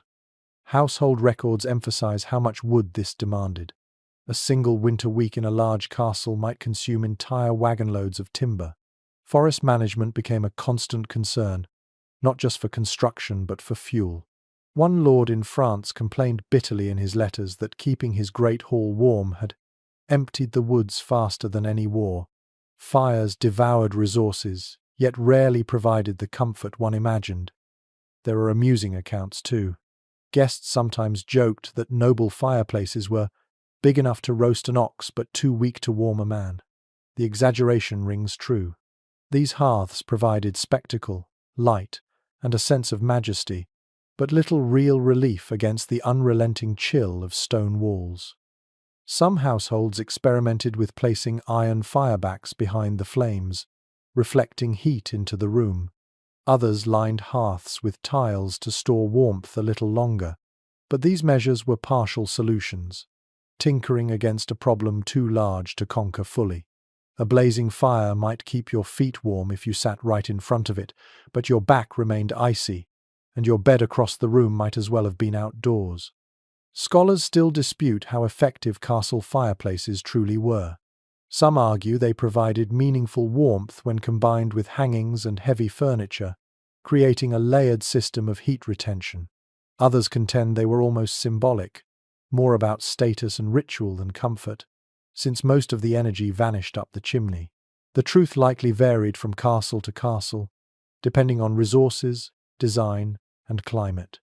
Now imagine yourself in such a room. The fire crackles loudly, spitting sparks onto the hearthstones. Smoke curls upward, leaving a faint tang in the air. Your face feels flushed, prickling with warmth, but your shoulders remain cold. You shuffle closer, holding out your hands, until you nearly singe your sleeves. Then, reluctantly, you retreat to your bed across the chamber, only to find the temperature drops with every step. By the time you slip under the blankets, you may as well have been sitting outside. Peasants, by contrast, often benefited more from their smaller hearths.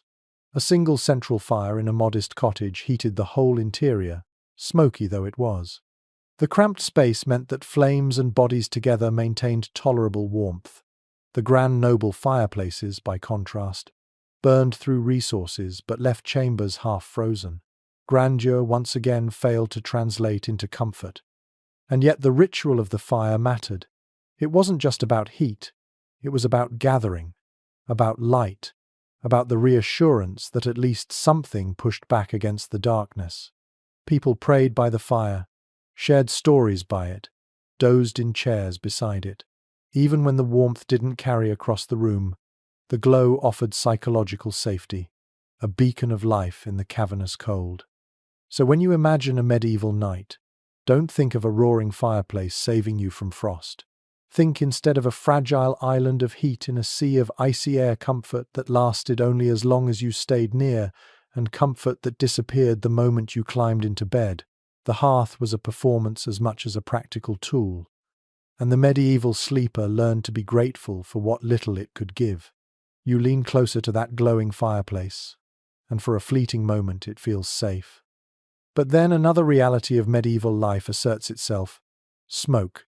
Fireplaces were not clean, efficient machines. They belched fumes, left soot, and filled chambers with a haze that stung the eyes and settled on every surface.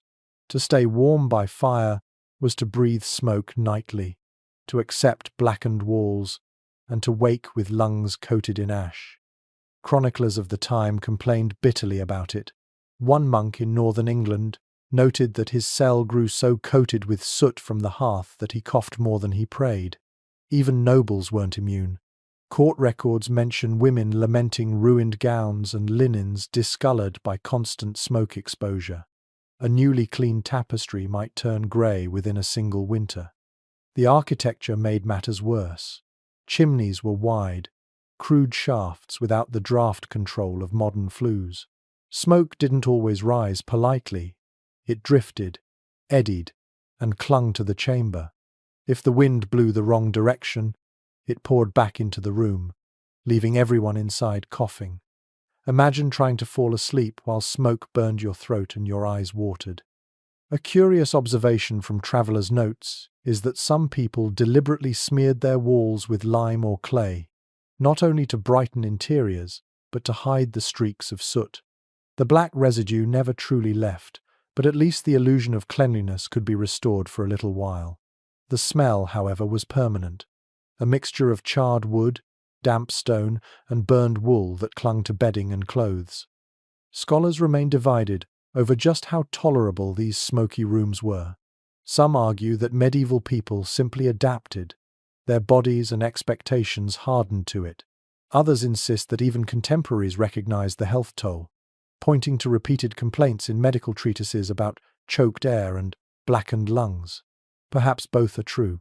People endured because they had no choice, but they never stopped grumbling about it. Now imagine yourself lying in bed after such a night. Your hair smells of smoke, your blankets hold the acrid tang of ash, and when you cough, you taste bitterness on your tongue.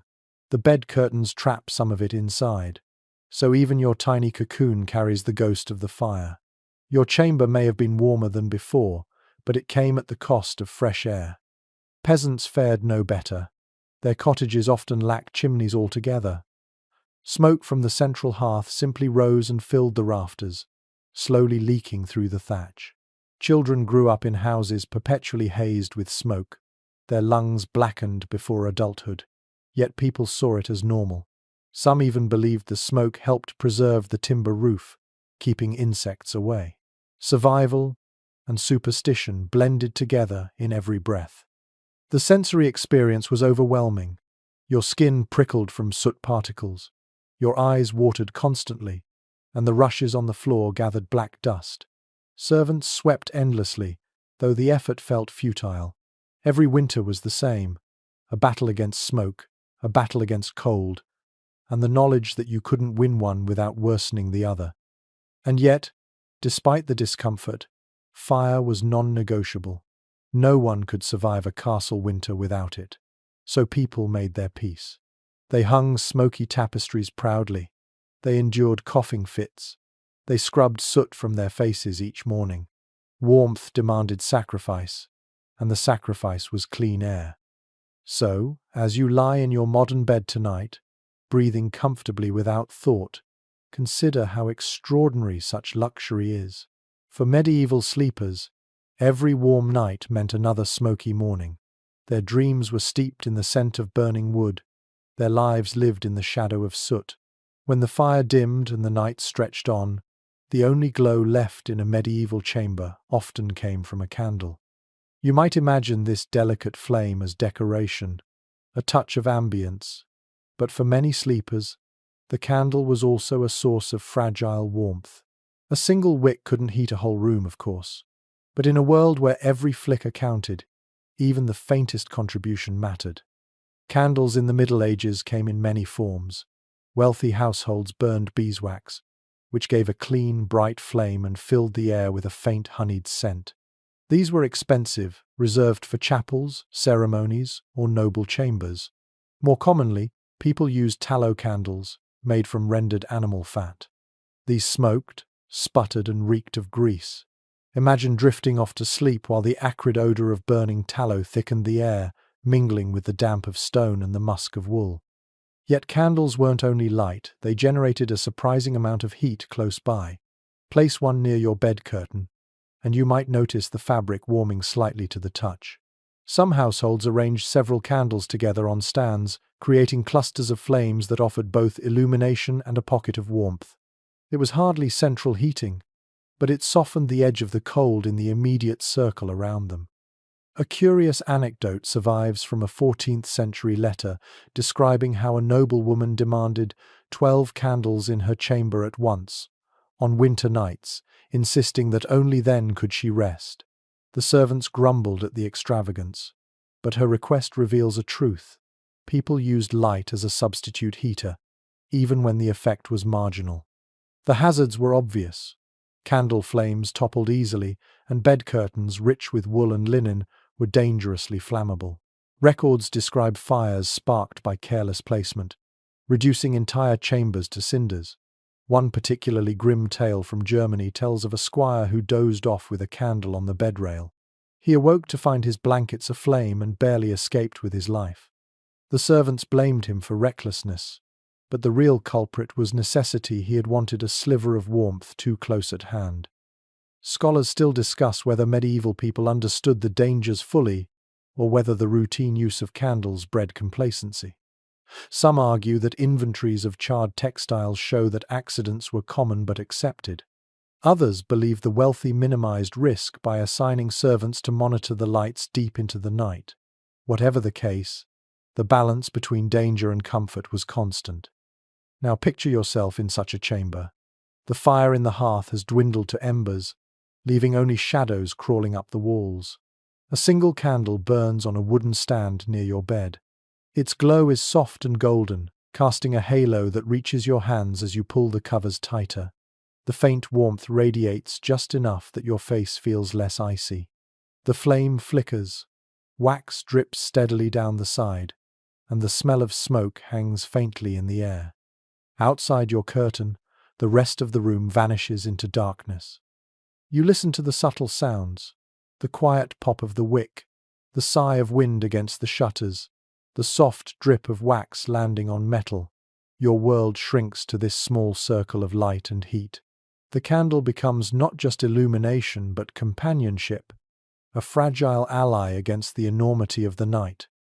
In cottages and inns, simpler versions of this scene played out. Travellers placed rushlights, cheap reeds dipped in fat beside their straw pallets. These burned quickly and unevenly, hissing and spitting, but their faint glow provided reassurance. Parents lit small lamps near children to chase away both cold and fear. Even monks, who prized austerity, allowed lamps to burn in dormitories, citing both safety and necessity. The sensory mixture was unforgettable. The air smelled of melted fat and smoke, the walls streaked with soot from months of burning, the bedclothes stained where wax had splattered. Yet people accepted these imperfections. In the harshest winter, the candle was more than decoration, it was survival. So as you drift under your own clean electric light tonight, imagine the precarious flicker of a medieval flame. It warmed just enough to trick the body into rest, and it risked disaster with every spark. Sleep in the Middle Ages was never free from tension, even in the smallest details. To close your eyes was to trust that your fragile flame would burn through the night without turning warmth into ruin. If you step away from noble chambers and into communal quarters, you find another side of medieval sleep, the collective dormitory. Not everyone had the privilege of heavy curtains, featherbeds, and private servants. Monks, soldiers, apprentices, and servants often slept in shared spaces where the emphasis was less on luxury and more on endurance. Take the monastery as an example. Monastic rules prescribed that brothers live simply, which meant their dormitories were vast halls lined with rows of beds or pallets. The stone floor stretched endlessly, broken only by narrow windows high above. Each monk had his own small cot or straw mattress, sometimes little more than a wooden plank with a thin pad. The beds were positioned side by side, so close that one monk could hear the breathing of the next. Privacy was unknown, but warmth came from numbers. Surviving accounts describe how these halls echoed at night with coughing, snoring, and the rustle of rough woolen blankets. The air was thick, cold, and damp, but the sheer press of bodies meant the dormitory retained more warmth than an isolated chamber ever could. One chronicler remarked that the cloister was warmer than the Lord's tower, for the monks lay together like sheaves.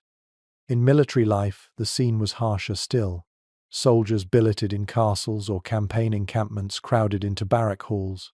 Long rows of men stretched across straw beds, weapons stacked nearby.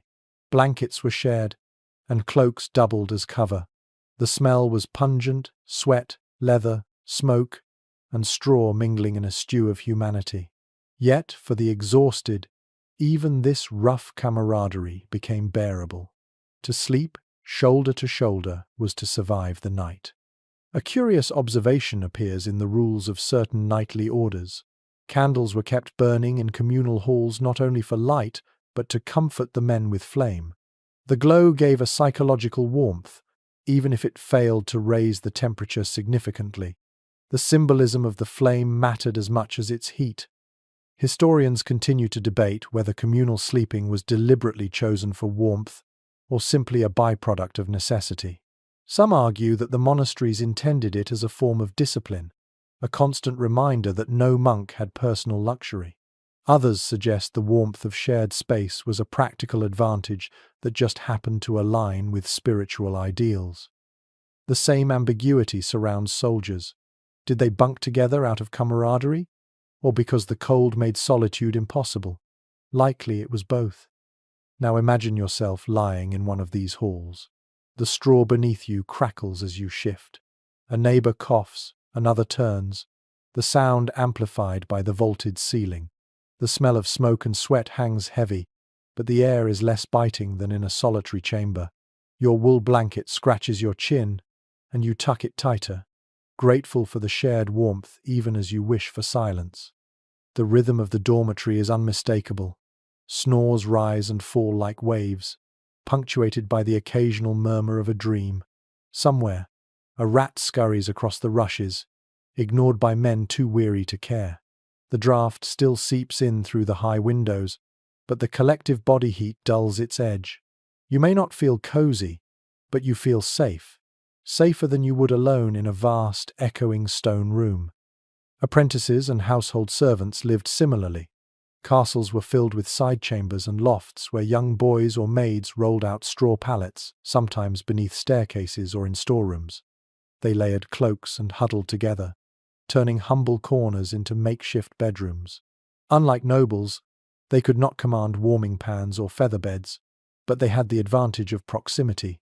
Their sleeping quarters were smaller, more crowded, and therefore warmer. The sensory experience of these communal spaces was unforgettable. Rough wool against skin, the musky odor of bodies pressed close, the low hum of breathing, the scratch of straw, the faint drip of water from the ceiling. It was not peace in the modern sense, but it was endurance. People did not expect silence or solitude, they expected survival. So tonight, as you rest in your own bed, think of those long halls of monks chanting prayers before extinguishing the lights, of soldiers collapsing in rows after battle, of servants curling together in hidden corners. Their warmth came not from silk or fur, but from each other. Sleep in medieval times was as much about community as about comfort, a reminder that even in the coldest castles, survival was rarely a solitary act. You've settled into this crowded dormitory in your imagination, but even here, warmth isn't guaranteed. Fires must be tended, and in the middle of the night, someone always had to get up, stumble across the floor, and stoke the embers. Medieval sleep was rarely uninterrupted. People woke frequently, not just from the discomfort of straw or the coughs of neighbours, but from the practical necessity of keeping the fire alive. The medieval body clock was different from ours. People didn't expect a straight 8 hours of rest. Instead, they lived with what some scholars call segmented sleep. A first sleep came after dusk, lasting a few hours until midnight or so. Then many awoke, sometimes to tend fires, sometimes to pray, sometimes to check animals or children. After an hour or two of quiet wakefulness, they returned to a second sleep until dawn. In the freezing months, this break often revolved around fire maintenance. Without it, embers died, and chambers became unbearable. One well-known record comes from the writings of a 15th-century physician who recommended using the interval between first and second sleep for reflection, conversation, or even intimacy. To him, this waking period was natural. But to the castle servant trudging across icy floors to feed logs into a hearth, it was less philosophy and more duty. He heard the crackle of fresh wood, blew into the embers, and prayed they would catch. A curious custom appears in some rural accounts. Families assigned watch duties, especially in large halls. Each adult took turns rising to check the fire. In monasteries, bells rang at intervals through the night, calling monks to prayer and coincidentally ensuring someone was always awake to mind the heat. Sleep was not a private withdrawal from the world, but a shared rhythm, punctuated by responsibility. Historians debate whether segmented sleep was universal or more common in Northern Europe, where winter nights stretched long. Some argue it was dictated by necessity. The length of darkness simply made a single stretch of sleep impractical. Others suggest it was cultural habit, not entirely dependent on geography. The debate continues, but what remains clear is that tending the fire was at the heart of these nighttime rhythms. Imagine yourself waking in the dead of night. The room is silent, but for snores. You push back the blanket, feel the icy slap of air against your skin, and fumble for a log. Your feet crunch on straw, your breath rises in plumes, and your hands sting as you stir the dying embers. Sparks flare, logs catch reluctantly, and warmth pulses again into the room. You sigh with relief, knowing that for a few more hours, your companions will rest undisturbed. The sensory detail is unforgettable. The pop of wood, the faint glow pushing shadows back, the smell of smoke mingling with wool. Your fingers ache, but the satisfaction of reviving the fire steadies you. When you crawl back beneath the blankets, the bed feels all the warmer, by contrast. Peasants in cottages lived by the same rhythm. Their hearths had no protective grates, only open flames on the floor, so a careless sleeper risked the fire, dying or worse, spreading. A family member always rose to adjust logs, poke embers, and keep watch. Sleep came in fits and starts, always tied to the heartbeat of the fire. And so you realize that medieval nights were not passive stretches of unconsciousness. They were negotiated, managed, and guarded. People rose, worked, prayed, checked on animals, whispered to loved ones, and then returned to slumber. In the darkness, life did not pause, it simply slowed, punctuated by firelight and breath. As you lie in your warm bed tonight, imagine the constant vigilance required in those stone halls. To close your eyes was never absolute. To sleep was to trust that someone would wake, feed the fire, and keep the cold from claiming the room before dawn. You've tended the fire, crawled back beneath the blankets, and tried to still your racing thoughts. Yet there was another medieval strategy for warmth, not born of practicality, but of longing for luxury. For some, the dream of a hot bath before bed lingered like a forbidden indulgence. Bathing was complicated in the Middle Ages. Heating water required immense fuel, and tubs were large, cumbersome things. A warm soak was far from an everyday habit. It was a special event, and often communal. But for those who could afford it, slipping into steaming water on a winter night was a kind of magic. Chroniclers describe noblewomen lowering themselves into wooden tubs lined with cloth, steam curling up in the lamplight, attendants standing by with warmed towels. To step out of such a bath and then slide between sheets was to feel, briefly, that winter had lost. A curious record from Paris notes that wealthy citizens sometimes ordered tubs placed near fireplaces so that the bather emerged into a chamber already glowing with heat. The air smelled of rosemary or thyme, herbs tossed into the water for fragrance and supposed medicinal benefit. For a short while, skin prickled with warmth, cheeks flushed, and the body felt prepared for restful sleep. Of course, such pleasures were rare. More often, people sought smaller comforts before bed. A cup of warmed ale, spiced wine, or hot mead was a common indulgence. The heat travelled inward, spreading warmth through the chest, lulling the body toward drowsiness. Some households kept stones near the hearth, wrapped them in cloth, and placed them at the foot of the bed, primitive hot water bottles that radiated heat for hours. One rather odd account tells of noble families filling leather pouches with heated sand to tuck between sheets. The sand retained warmth longer than stones and conformed to the body's shape. Imagine stretching your frozen feet towards such a pouch, sighing as the cold slowly eased. The ingenuity is striking. When faced with hostile winters, people experimented with whatever materials they had. Modern historians still argue over just how common such bedtime luxuries were. Were they occasional treats for the very richest? Or did middling families also practice them in modest form? Some suggest that warming drinks and heated stones were widespread, accessible to most households. Others believe they remained rare indulgences, remembered precisely because they were unusual. The debate reminds us that comfort itself was a contested privilege. Picture yourself in this imagined chamber. You sit before the hearth as a servant pours mulled wine into a cup. The scent of cinnamon and cloves fills the air, masking the odor of smoke and damp wool. You sip slowly, warmth blooming through your chest.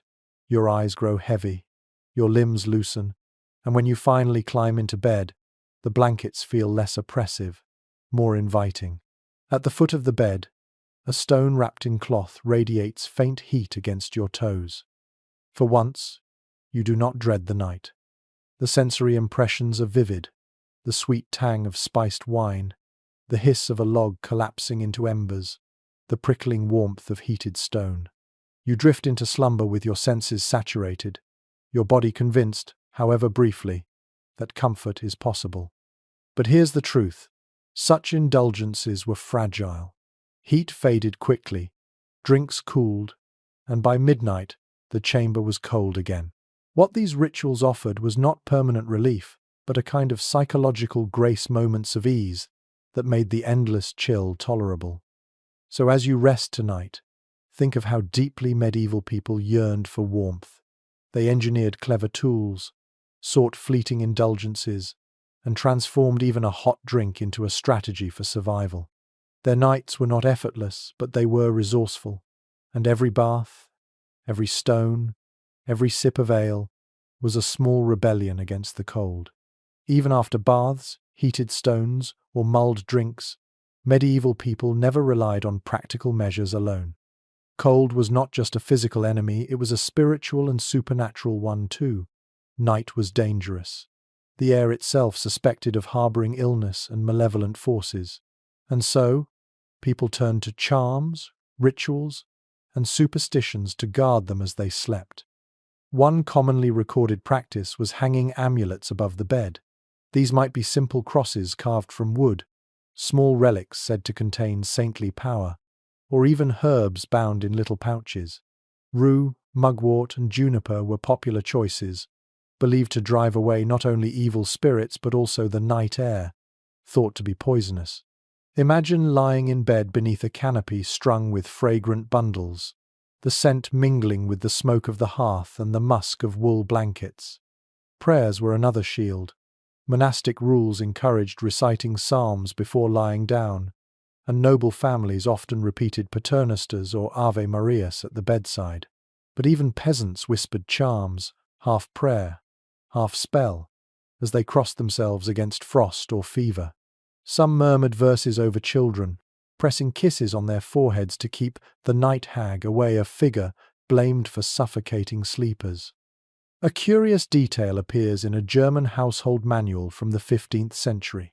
Sleepers were advised to place iron objects, such as a knife or scissors, beneath the bed or pillow. Iron was thought to repel demons and fairies that slipped into rooms during the long hours of darkness. The metal glinted faintly in the firelight, a silent guard against unseen intruders. And then there were rituals tied directly to warmth.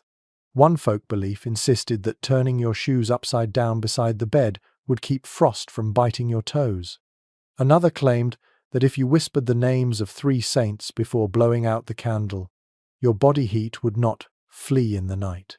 To us, these sound like quaint superstitions. To them, they were strategies, as vital as an extra blanket. Scholars remain divided on how seriously people took such practices. Some argue that charms and prayers were heartfelt, deeply ingrained in the rhythm of daily life. Others suggest they were more like habits, gestures performed out of custom, even if not fully believed. Either way, the rituals reveal something essential. Sleep was never trusted. It was a vulnerable state, where cold, illness, and spirits could all strike. People needed both physical and spiritual defenses. Picture yourself lying in a medieval bed now.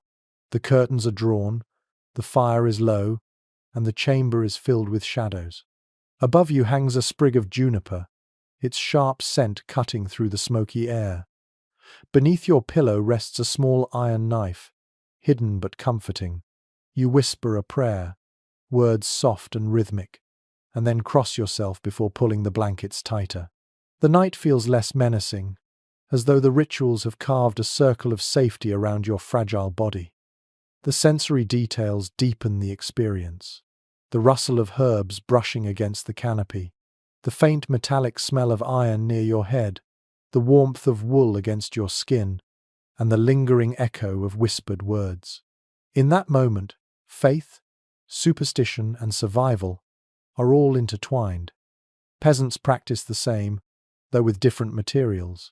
Instead of relics, they hung crude charms, carved wooden figures, knotted cords, or simple herbs gathered from fields.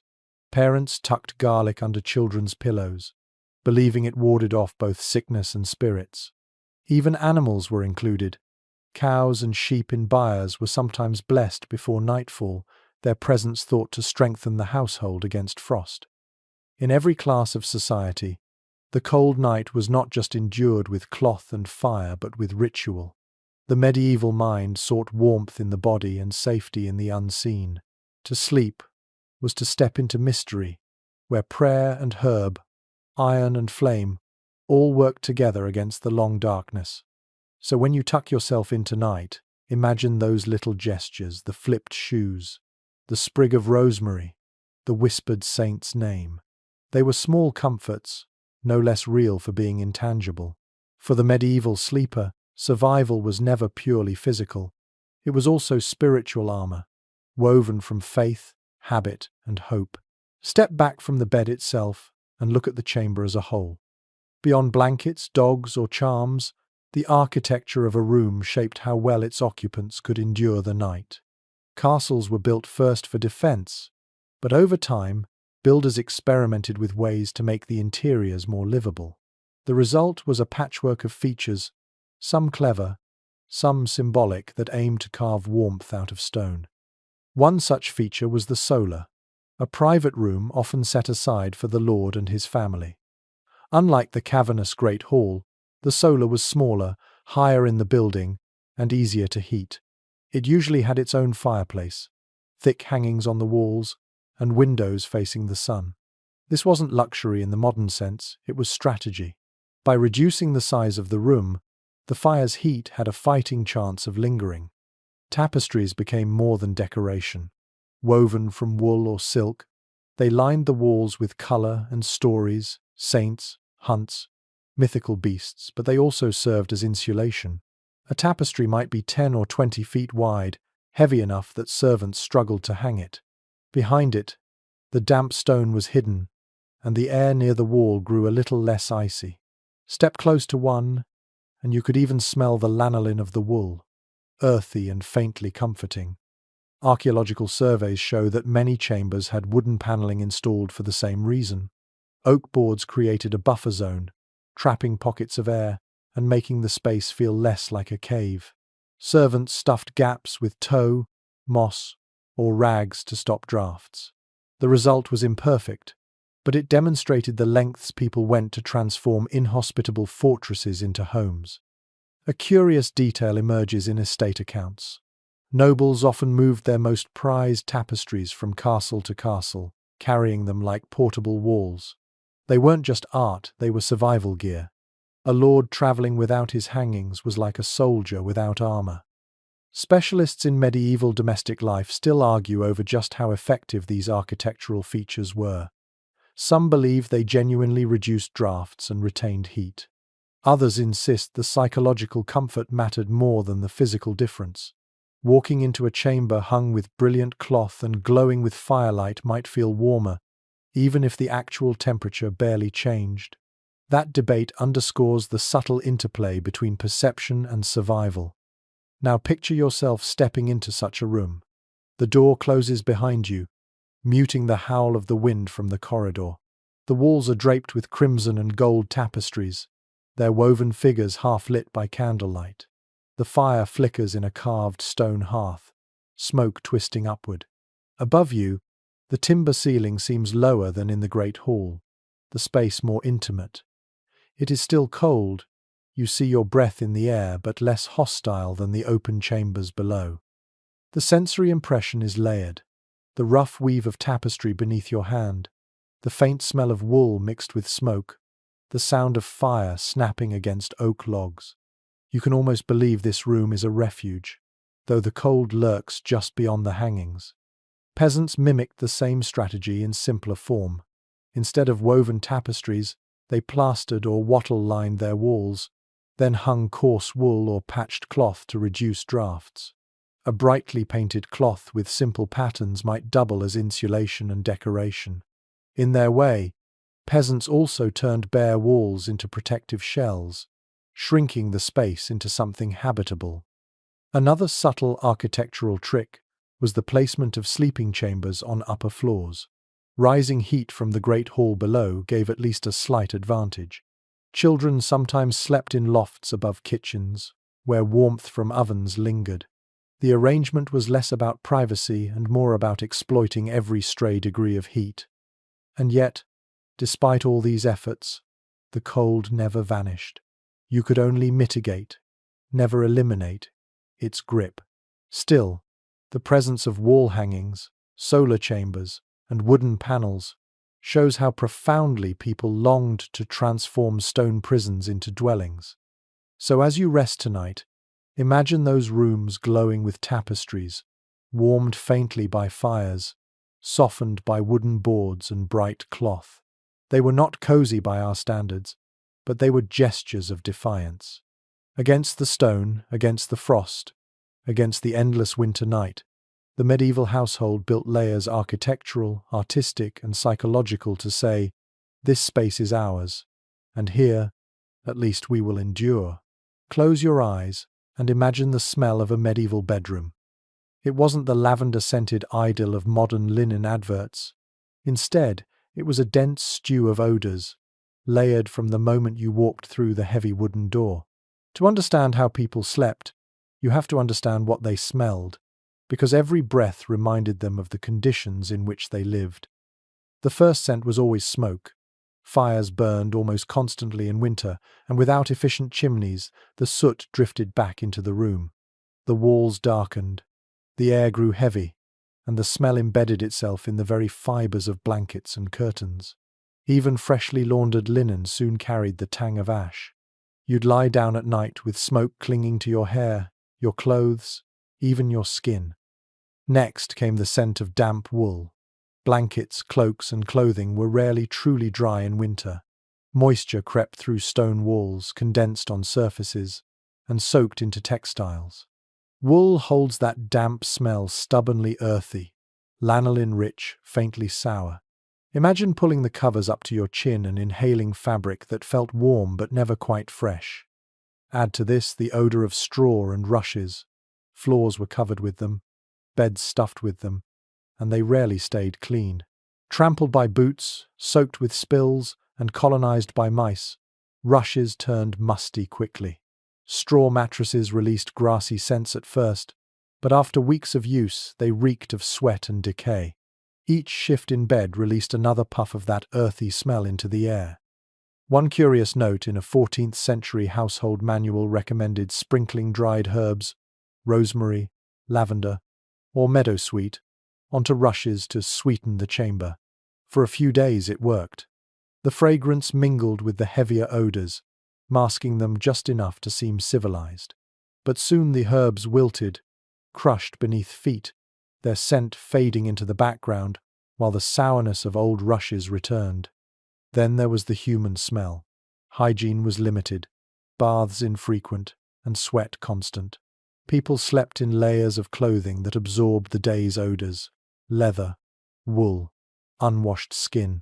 Beds shared by families or companions compounded this. Breathing the air of a medieval chamber meant inhaling the scent of other bodies, sometimes comforting, sometimes suffocating. Scholars debate just how overwhelming these smells truly were. Some argue that medieval people, accustomed to constant exposure, barely noticed. Others believe contemporaries were very much aware, which is why they valued herbs, perfumes, and incense so highly. Evidence from inventories and medical texts suggests the latter. People complained of foul air, sought remedies, and took steps to counteract it. The debate itself reminds us that smell was not secondary. It was central to the medieval experience of sleep. Now place yourself in such a room. The fire has burned low, leaving only the bitter tang of smoke. The damp wool blanket itches your chin. Straw beneath you releases a musty breath each time you shift. The rushes on the floor rustle faintly as mice scurry through crumbs. Your companion beside you exhales, warm but heavy with sweat and ale.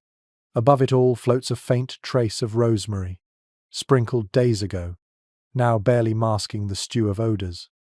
The sensory reality is overwhelming. It presses into your nose and lungs, embedding itself into memory. You cough, adjust the covers, and try to breathe shallowly until sleep comes. This was normal. This was life. Peasants experienced the same, though on a smaller scale. Their cottages were filled with the smell of livestock, since animals often shared the same structure. Cows, sheep, and chickens contributed their odors, creating a pungent mixture that city travelers found unbearable, but villagers accepted as part of survival. Yet even here, herbs were used. Bunches of mint or chamomile might hang from rafters, partly for fragrance, partly to ward off pests. For nobles, perfumes and incense occasionally improved matters. Incense burned in braziers added sweetness to the air, though it mingled oddly with smoke and damp. Perfumed oils dabbed on clothes or linens created pockets of pleasant scent in an otherwise heavy atmosphere. But even the richest chamber could not escape the fundamental odors of medieval life. So, when you imagine sleeping in a castle, do not picture crisp linen and fresh air. Picture instead a medley of smoke, damp wool, straw, sweat, herbs, and animals. Every night, every breath, reminded you of where you lived and what you endured. Smell was as much a part of medieval sleep as blankets or fire. And perhaps, over time, the very familiarity of those odors brought a kind of comfort. To breathe smoke and wool and straw was to breathe home. For the medieval sleeper, scent was not only inconvenience, it was identity, woven into every night's dream.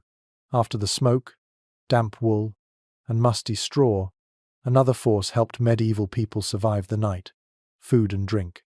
You might not think of supper as part of sleep, but what you ate before bed and what warmth it gave inside your body mattered as much as any blanket.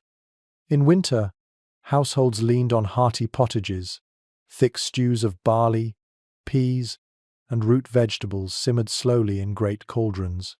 These meals clung to the body, leaving a heavy fullness that made the cold easier to bear.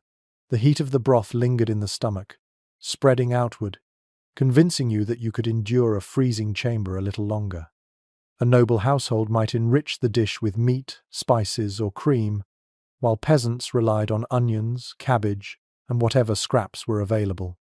One curious note in a 15th century English manuscript advises eating leeks at night because they warm the belly and chase away the chill of death. Whether or not that claim held true, it shows how strongly people linked diet with warmth and survival. A hot meal was not simply nourishment, it was insulation from the inside out. Drinks played an equally important role.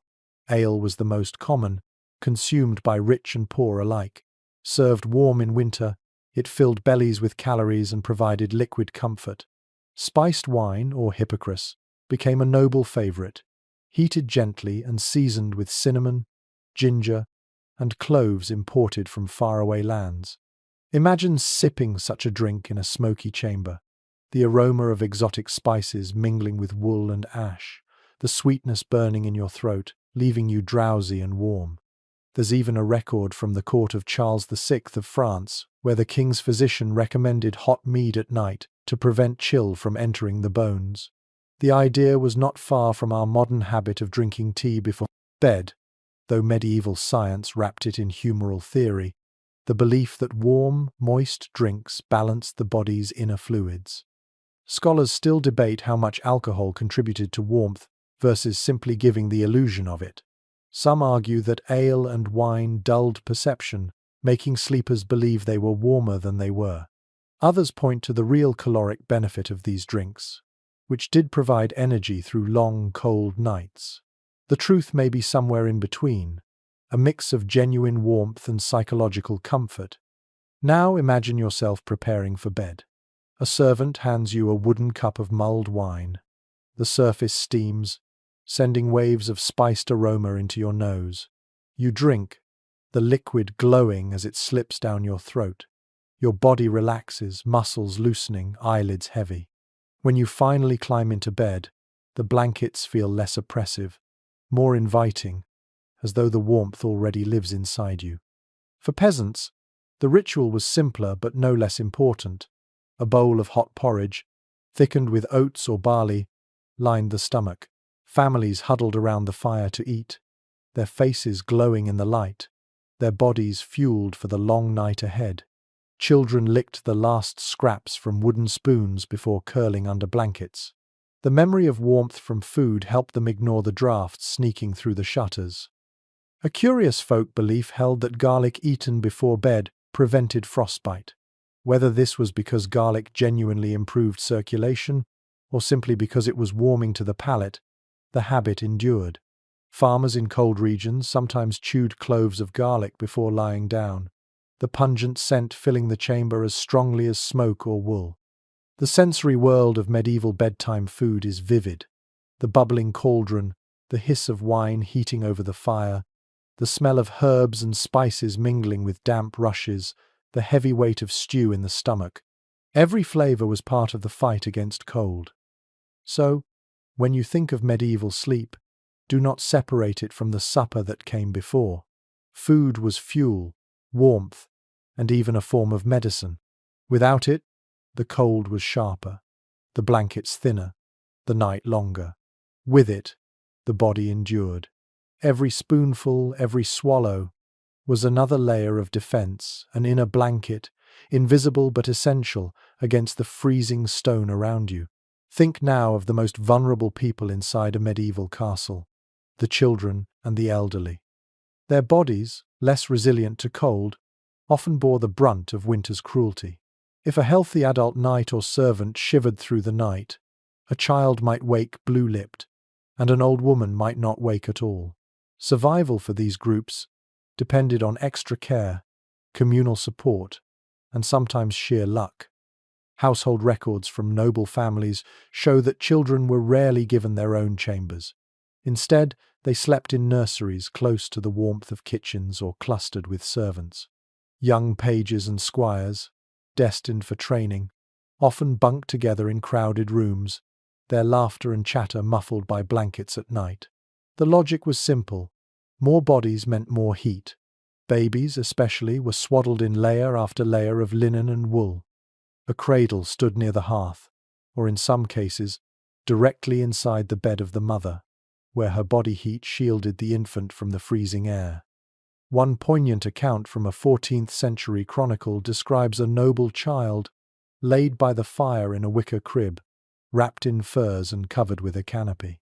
The detail suggests the lengths families went to protect their youngest, yet even so, illness and cold claimed many lives.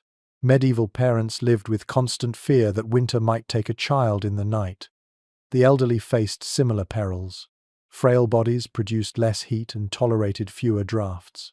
In peasant cottages, grandparents often slept closest to the fire, while younger adults accepted colder spots. In castles, aged relatives were placed in smaller chambers or even moved into kitchens during the coldest months.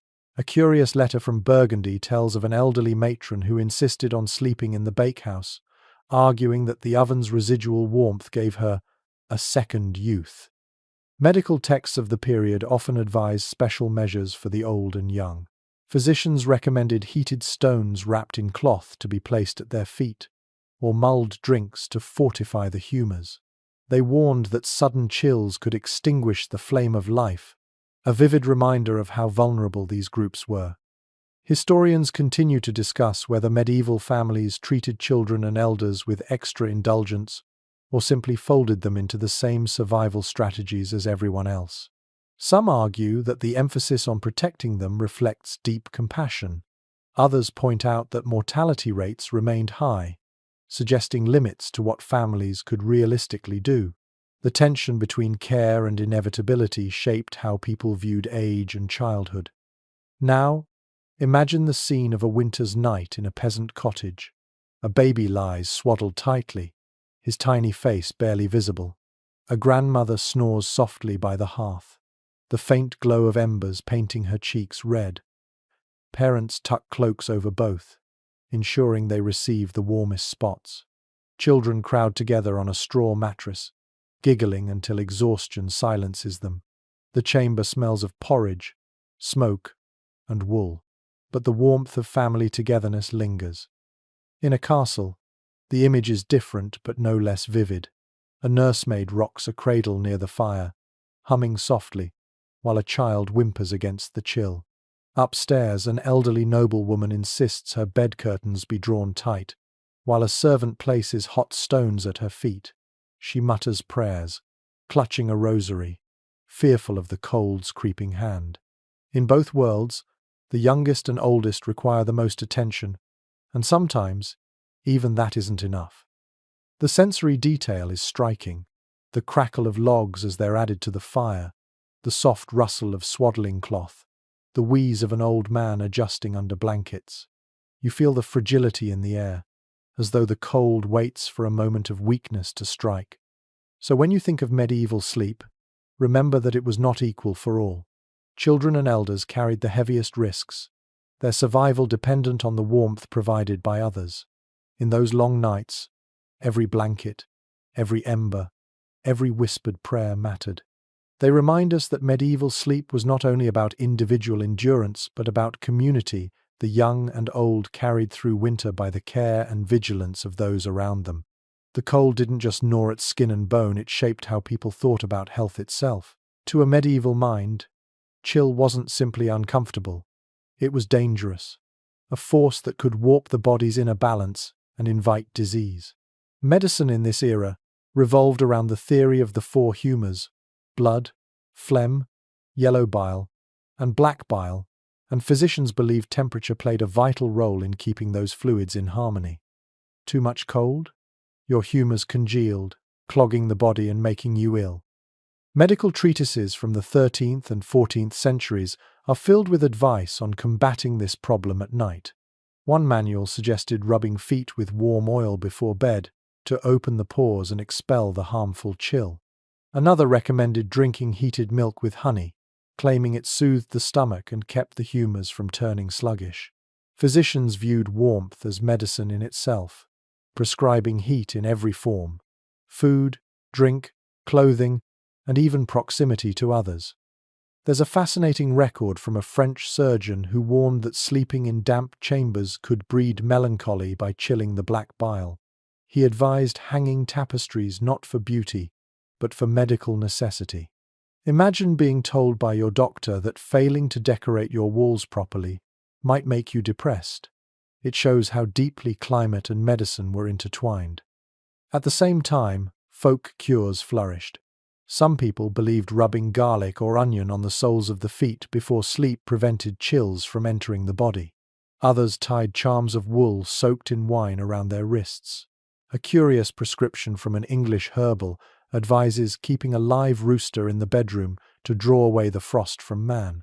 Whether anyone truly slept with a squawking chicken nearby is uncertain, but the belief reveals just how desperate people were for remedies. Modern scholars still debate how effective medieval health practices against cold really were.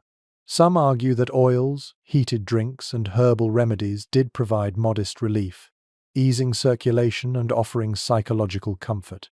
Others insist most of these treatments were symbolic, offering little real benefit beyond placebo. The disagreement continues, but what's certain is that people believed wholeheartedly in the power of these nightly rituals. Now imagine yourself preparing for bed under such advice. You sit by the hearth while a servant massages warm oil into your feet, the smell of rosemary filling the chamber. You drink a small cup of heated wine, sweetened with honey, and feel it coat your throat. A sprig of garlic rests near the bed, pungent and strange, meant to ward off frost. You climb into bed, convinced that these remedies will keep your humours balanced until morning. The sensory experience is intense. The slick warmth of oil on your skin, the sweet tang of honeyed wine, the acrid bite of garlic in the air. Every detail reminds you that sleep was not only a battle against discomfort, but a medical practice, a nightly therapy against the threat of imbalance. Peasants, too, had their own remedies. Women brewed herbal teas of nettle or chamomile for children, believing the warmth prevented coughs. Men wrapped their legs in wool soaked in vinegar to keep circulation strong. In cottages, these practices blurred the line between superstition and science, but they gave people agency in a world where illness often felt inevitable. The irony, of course, is that many ailments came from the very strategies used to combat cold. Fires filled lungs with smoke, heavy blankets triggered joint pain, and oily ointments collected dirt. Yet to medieval minds, these were minor costs compared to the greater peril of frost seeping into the body. Better to cough in a smoky room than freeze in a clean one. So when you picture medieval sleep, remember it wasn't just a matter of enduring discomfort. It was wrapped in theories of health, remedies both strange and familiar, and a constant anxiety that cold might tip the balance of life itself. Every night was a medical event, every blanket and herb a prescription, every ember a treatment, and to drift into slumber was to trust that these efforts were enough to carry you through until morning. Even with fires, blankets, herbs and charms, there were nights when none of it was enough. Step into a castle chamber at the height of winter, and you might see something uncanny, frost blooming on the inside walls. Imagine lying in bed and noticing a delicate lace of ice tracing the stones, or waking to find your wash basin frozen solid, the water inside turned to a glassy block. The cold didn't stay politely outdoors, it invaded, decorating rooms with its own cruel artistry. Chroniclers record moments when entire households woke to frost on their bed curtains. One noblewoman wrote in a letter that her canopy glittered as though sewn with silver, meaning the moisture from her own breath had crystallized overnight. To us, it sounds poetic. To her, it was miserable proof of how inhospitable even a well-furnished chamber could be. Archaeological evidence supports these accounts. In certain preserved castles, faint salt streaks and moisture stains suggest how water condensed on walls and floors. Without insulation, warm indoor air met freezing stone, and frost took hold. Servants scraped ice away in the mornings, only for it to return each night. A curious anecdote survives from Scandinavia. In some halls, icicles formed on rafters indoors, dripping onto unlucky sleepers below. Servants hung cloths to catch the meltwater, a primitive solution to an unnerving problem. Imagine drifting off and hearing the faint crack of ice above, wondering if a shard would fall onto your bed. Scholars still discuss how common this phenomenon was. Some believe frost indoors was typical only of northern Europe, where winters were harsher. Others argue that even in temperate regions, poorly heated stone chambers easily reached freezing temperatures. The truth may be both. Severity varied by region, but the risk of waking to ice inside your room was never far away. Now put yourself in that situation. You wake in the dim grey of dawn, breath fogging in the air. The bed curtains are stiff, edged with frozen crystals. When you reach for the wash basin, your fingers touch ice instead of water. Your joints ache from the cold, and the thought of leaving the covers feels like punishment. The sensory detail is vivid. The sharp sting of frozen fabric against your skin, the brittle creak of wood shrunk by frost, the silence broken only by the faint drip of melting ice. Peasants lived with the same problem, though in different forms. In cottages, frost coated the inside of thatch and rafters, drifting down like snow during the night. Children sometimes woke with frost clinging to their hair. Parents joked grimly about sleeping with the clouds indoors. Yet humour could not disguise the hardship. Frostbite, chilblains, and respiratory illness followed in its wake. Nobles, despite their wealth, couldn't entirely escape it. Hot stones and furs kept the body alive, but the surrounding air remained hostile. Diaries hint at the psychological toll people spoke of, dreading the moment they had to leave bed in the morning, of feeling imprisoned by blankets because the room beyond was too cruel to face. One English poet even turned it into metaphor, writing of love as a bed without frost inside the hangings. For him, true intimacy meant defying the nightly chill, creating warmth where the world offered only ice. It reveals how deeply the experience of frost shaped imagination, as well as reality. So as you think of medieval sleep, remember the surreal beauty of those nights when cold decorated the very walls. To live in a castle was to share your chamber with ice, to wake each morning reminded that stone and frost were allies against your comfort. And yet people endured, scraping ice away, layering blankets, whispering prayers, and braving mornings that felt as harsh indoors as out. Picture yourself not in a castle this time, but on the road, far from familiar chambers. Medieval travel was slow, arduous, and dangerous. And when night fell, the problem of warmth became even more acute. Castles had their fireplaces and tapestries. Peasants had their family hearths. But travellers, pilgrims, merchants, wandering knights had to seek shelter wherever they could find it. And that usually meant inns. The medieval inn was not the cosy picture postcard you might imagine. Instead, it was often a timber structure with a smoky hall, crowded rooms, and beds shared by strangers. Guests might be packed 3 or 4 to a mattress, blankets stretched thin, and privacy non-existent. Still, inns provided one crucial thing: heat. The main hall fire blazed for everyone, and bodies crowded together multiplied warmth. One traveller in 15th century Italy complained that the beds were alive with vermin, but admitted that at least the company of fellow guests meant he did not freeze. Imagine crawling into a straw mattress, squeezing beside 2 strangers, the smell of ale and sweat filling your nostrils. Unpleasant, yes, but at least your toes survived the night. There were odder accommodations too. Some inns were so poorly equipped that guests slept in stables. At first glance, this seems degrading, but travellers sometimes preferred it. Horses and cattle radiated warmth, and a stable packed with animals could be far cozier than a drafty upstairs room. Pilgrims on the Camino de Santiago occasionally wrote of choosing stalls on purpose, curling up against hay bales with livestock, their breath mingling with the animals. The odour was strong, but the heat was undeniable. In more rural areas, Hospitality followed older traditions. Villagers were expected to open their doors to travelers, especially pilgrims or those carrying religious tokens. A peasant family might offer a spot by the fire or space on a straw pallet. Warmth here came not from luxury, but from generosity and closeness. You'd sleep shoulder to shoulder with strangers, listening to the crackle of a humble hearth, the smell of stew still lingering in the rafters. A curious record from a 14th century French town describes communal inns, where long wooden platforms were laid out covered in straw, and dozens of travellers lay side by side, men and women alike. The idea of strangers pressed together might unsettle us today, but then it was normal. Shared warmth outweighed any awkwardness. Scholars discuss whether such inns offered more comfort than castles.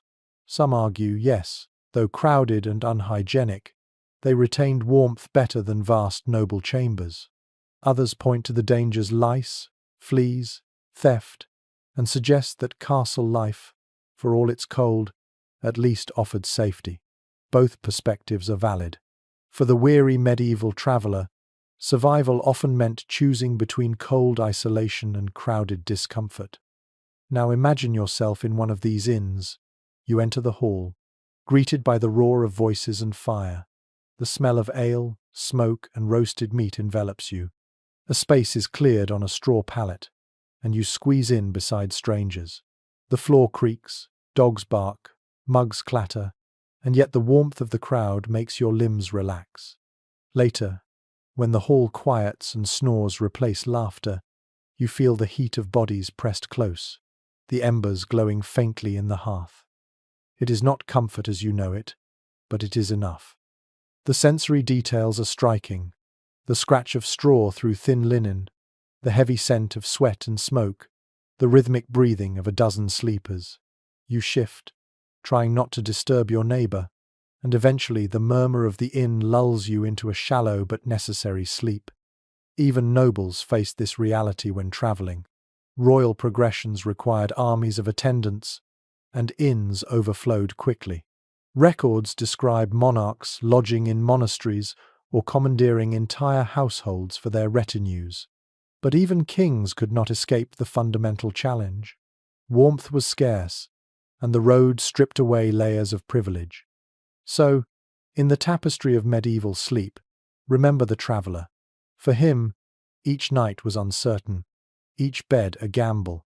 Would it be a flea-ridden pallet, a stable with horses, a stranger's cottage floor, or, if fortune smiled, a monastery guest hall? Wherever it was, the same goal remained: to trap enough warmth to see another dawn. Every household found ways to endure, but not everyone succeeded. The medieval world left behind stories, half history, half legend, of those who faced nights so cold they became the stuff of cautionary tales. To sleep in a castle was to fight an invisible enemy, and sometimes the cold won. One grim chronicle from the 13th century tells of guards posted on a castle wall in Flanders who froze at their posts during a bitter winter siege. By dawn, their comrades found them still upright, spears in hand, bodies stiff with ice. The chronicler noted it not as tragedy but as proof of winter's cruelty, as though the cold itself were a weapon of war.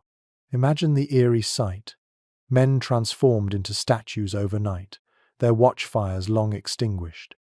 There were softer, more personal tales as well. A letter from a noblewoman in Burgundy recounts how her cousin, visiting from Italy, trembled all the night and begged for dawn, for he had never known such frost. The man survived, but the story was retold with laughter mocking him for his weakness, while quietly acknowledging the terror of a night that seemed endless. A curious folk story from Scandinavia speaks of a bride who entered her new husband's castle only to collapse from the shock of the cold chamber. Villagers whispered that she had been cursed by the ice spirits of the north. Whether she died from illness or simply from exposure, the tale lived on as a warning. Even noble marriages could be tested by stone walls and winter winds. Scholars remain divided on how literally we should take these accounts.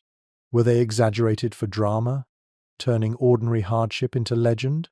Or do they reflect real, devastating losses to frostbite and hypothermia in an age without insulation? Some believe chroniclers inflated stories for moral lessons, while others see them as accurate records of a climate harsher than ours today. Now imagine yourself hearing such tales in a great hall. The fire burns low, shadows dance on the walls, and an old retainer tells the story of a knight who perished in his sleep because he trusted too few blankets. Children listen wide-eyed, clutching their cloaks tighter. These stories serve not only as entertainment but as warnings. Take the cold seriously, or it will take you. Even travelers' accounts sometimes carried this tone of caution. Pilgrims wrote of companions lost on mountain passes, their bodies discovered in spring, curled as if still asleep. Soldiers on campaign described comrades who never rose from their bedrolls, their cloaks stiff with frost. The line between sleep and death blurred too easily when temperatures dropped. The sensory details of such nights are chilling. The sting of frost on bare skin, the numbness creeping through fingers and toes, the dread of closing your eyes and not opening them again. To lie down in a freezing chamber was to gamble. Blankets, fires, and prayers were the stakes. Survival was the prize. But alongside these grim tales, there were also stories of endurance. Peasants boasted of winters survived in humble cottages, where closeness and fire kept families alive. Nobles celebrated hunts and feasts in midwinter, proof that their wealth conquered the season. For every account of loss, there were voices declaring resilience, framing survival itself as a kind of victory. Perhaps that is why legends of freezing nights persisted. They reminded listeners that castles, for all their strength, were not invulnerable. Stone walls kept out armies, but not winter, and in the long, dark hours, even the mightiest lord depended on blankets, fires, and companions, just like the humblest peasant.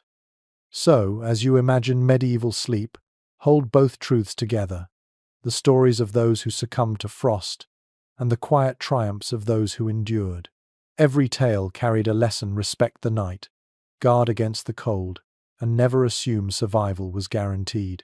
At last, you return to the hearth, the symbol that held every medieval sleeper in its glow. The fire was never just a tool, it was the heart of the household, the boundary between life and death on winter nights. Its light cast shadows across the walls, shadows that seemed to move like guardians, flickering and shifting as the flames rose and fell. To sleep in a castle was to live in a dialogue with fire.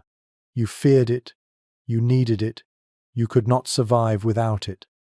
The hearth's presence dominated every sense. The snap of oak logs echoed like a heartbeat in the chamber. Sparks leapt upward, leaving faint trails of light before vanishing into the chimney. The smell of burning resin clung to tapestries and hair. Heat radiated in uneven waves, baking your face while your back froze. The hearth was a paradox, both savior and tormentor, life-giver and smoky tyrant. Nobles celebrated fire as a mark of status. A blazing hearth meant wealth, the ability to command servants to gather endless fuel, to strip forests if necessary, to keep flames alive through the night. Some households even employed dedicated fire wardens, servants whose sole duty was to ensure that embers never died. To let the hearth grow cold was more than inconvenience, it was disgrace. Yet the poorest also gathered around their humble fires with the same reverence. Peasants squatted on earthen floors, huddled with family and livestock, watching flames lick at rough logs. They laughed, told stories, prayed, and passed bowls of stew. Theirs was not the grandeur of carved stone hearths, but the comfort was no less real. In both castle and cottage, fire drew people together and made sleep possible. A curious account from a traveller in Germany describes villagers circling the hearth and stretching their hands toward it before bed, whispering blessings as though the flames themselves were sacred. They believed the fire carried their hopes into the night, protecting them as they slept. It reveals how practical necessity blurred into ritual. The fire was not only warmth, but spirit, memory, and faith. Historians still wrestle with how much of this reverence was practical versus symbolic. Some argue it was purely survival instinct dressed in custom. Others suggest fire was genuinely spiritual, a force woven into cosmology and daily prayer. Perhaps both are true. Medieval people lived close enough to danger that fire naturally became more than fuel, it became meaning. Now, picture yourself in your imagined castle one last time. The bed curtains are drawn, blankets piled high. Outside, the wind lashes the towers, snow hisses against shutters, and the night presses in with all its weight. But in the great hearth, embers still glow, their faint light slipping through cracks in the curtains. You close your eyes, hearing the low sigh of flames, knowing they are the thin line holding the frost at bay. The sensory experience is complete, the taste of smoke still on your tongue, the weight of wool and fur across your chest, the warmth of a dog curled at your feet, the whisper of a prayer echoing in your head. You drift toward dreams, knowing that sleep in the Middle Ages was never easy, never assured but always fought for with every trick, ritual, and fragment of warmth available. In the end, castles were fortresses against men, but never against winter. What saved their inhabitants was not stone or steel, but resilience, invention, and community. To survive the night meant layering blankets, sharing heat, burning fuel, and clinging to hope. Against the endless chill of the medieval night, humanity itself became the true fire. Now let the pace soften. Imagine the embers glowing faintly, their light no longer fierce but gentle, like coals resting after long labor. The chamber is quiet, the rush of wind beyond the walls, fading to a distant murmur. You feel the weight of blankets, heavy and protective, pressing you down into the mattress. The struggle of cold, the vigilance of fires, the noise of dogs and servants, all of it recedes as though you have drawn a curtain across the world. Your breathing slows. Each inhale tastes faintly of smoke and wool. Each exhale drifts into the still air. The sounds that once echoed boots on stone, shutters rattling, monks chanting are now memories, softened into whispers. The castle itself seems to sleep, its stones holding silence like a promise. Picture yourself safe within your cocoon. The dog at your feet sighs and shifts. The last candle gutters out, and darkness folds around you like another blanket. The cold is still there, yes, but you no longer fight it. You accept it, as those before you did, knowing that sleep is a fragile truce with the night. Your body grows heavier, thoughts dissolve into shapes and colors. The medieval world, with all its chill and smoke, becomes distant, like frost melting in sunlight. What remains is only calm. You are warm enough, safe enough, tired enough. And so the story closes. The hearth flickers, the bed holds you, and the long night carries you gently into dreams. Rest now as they once did, wrapped in quiet resilience. Sweet dreams.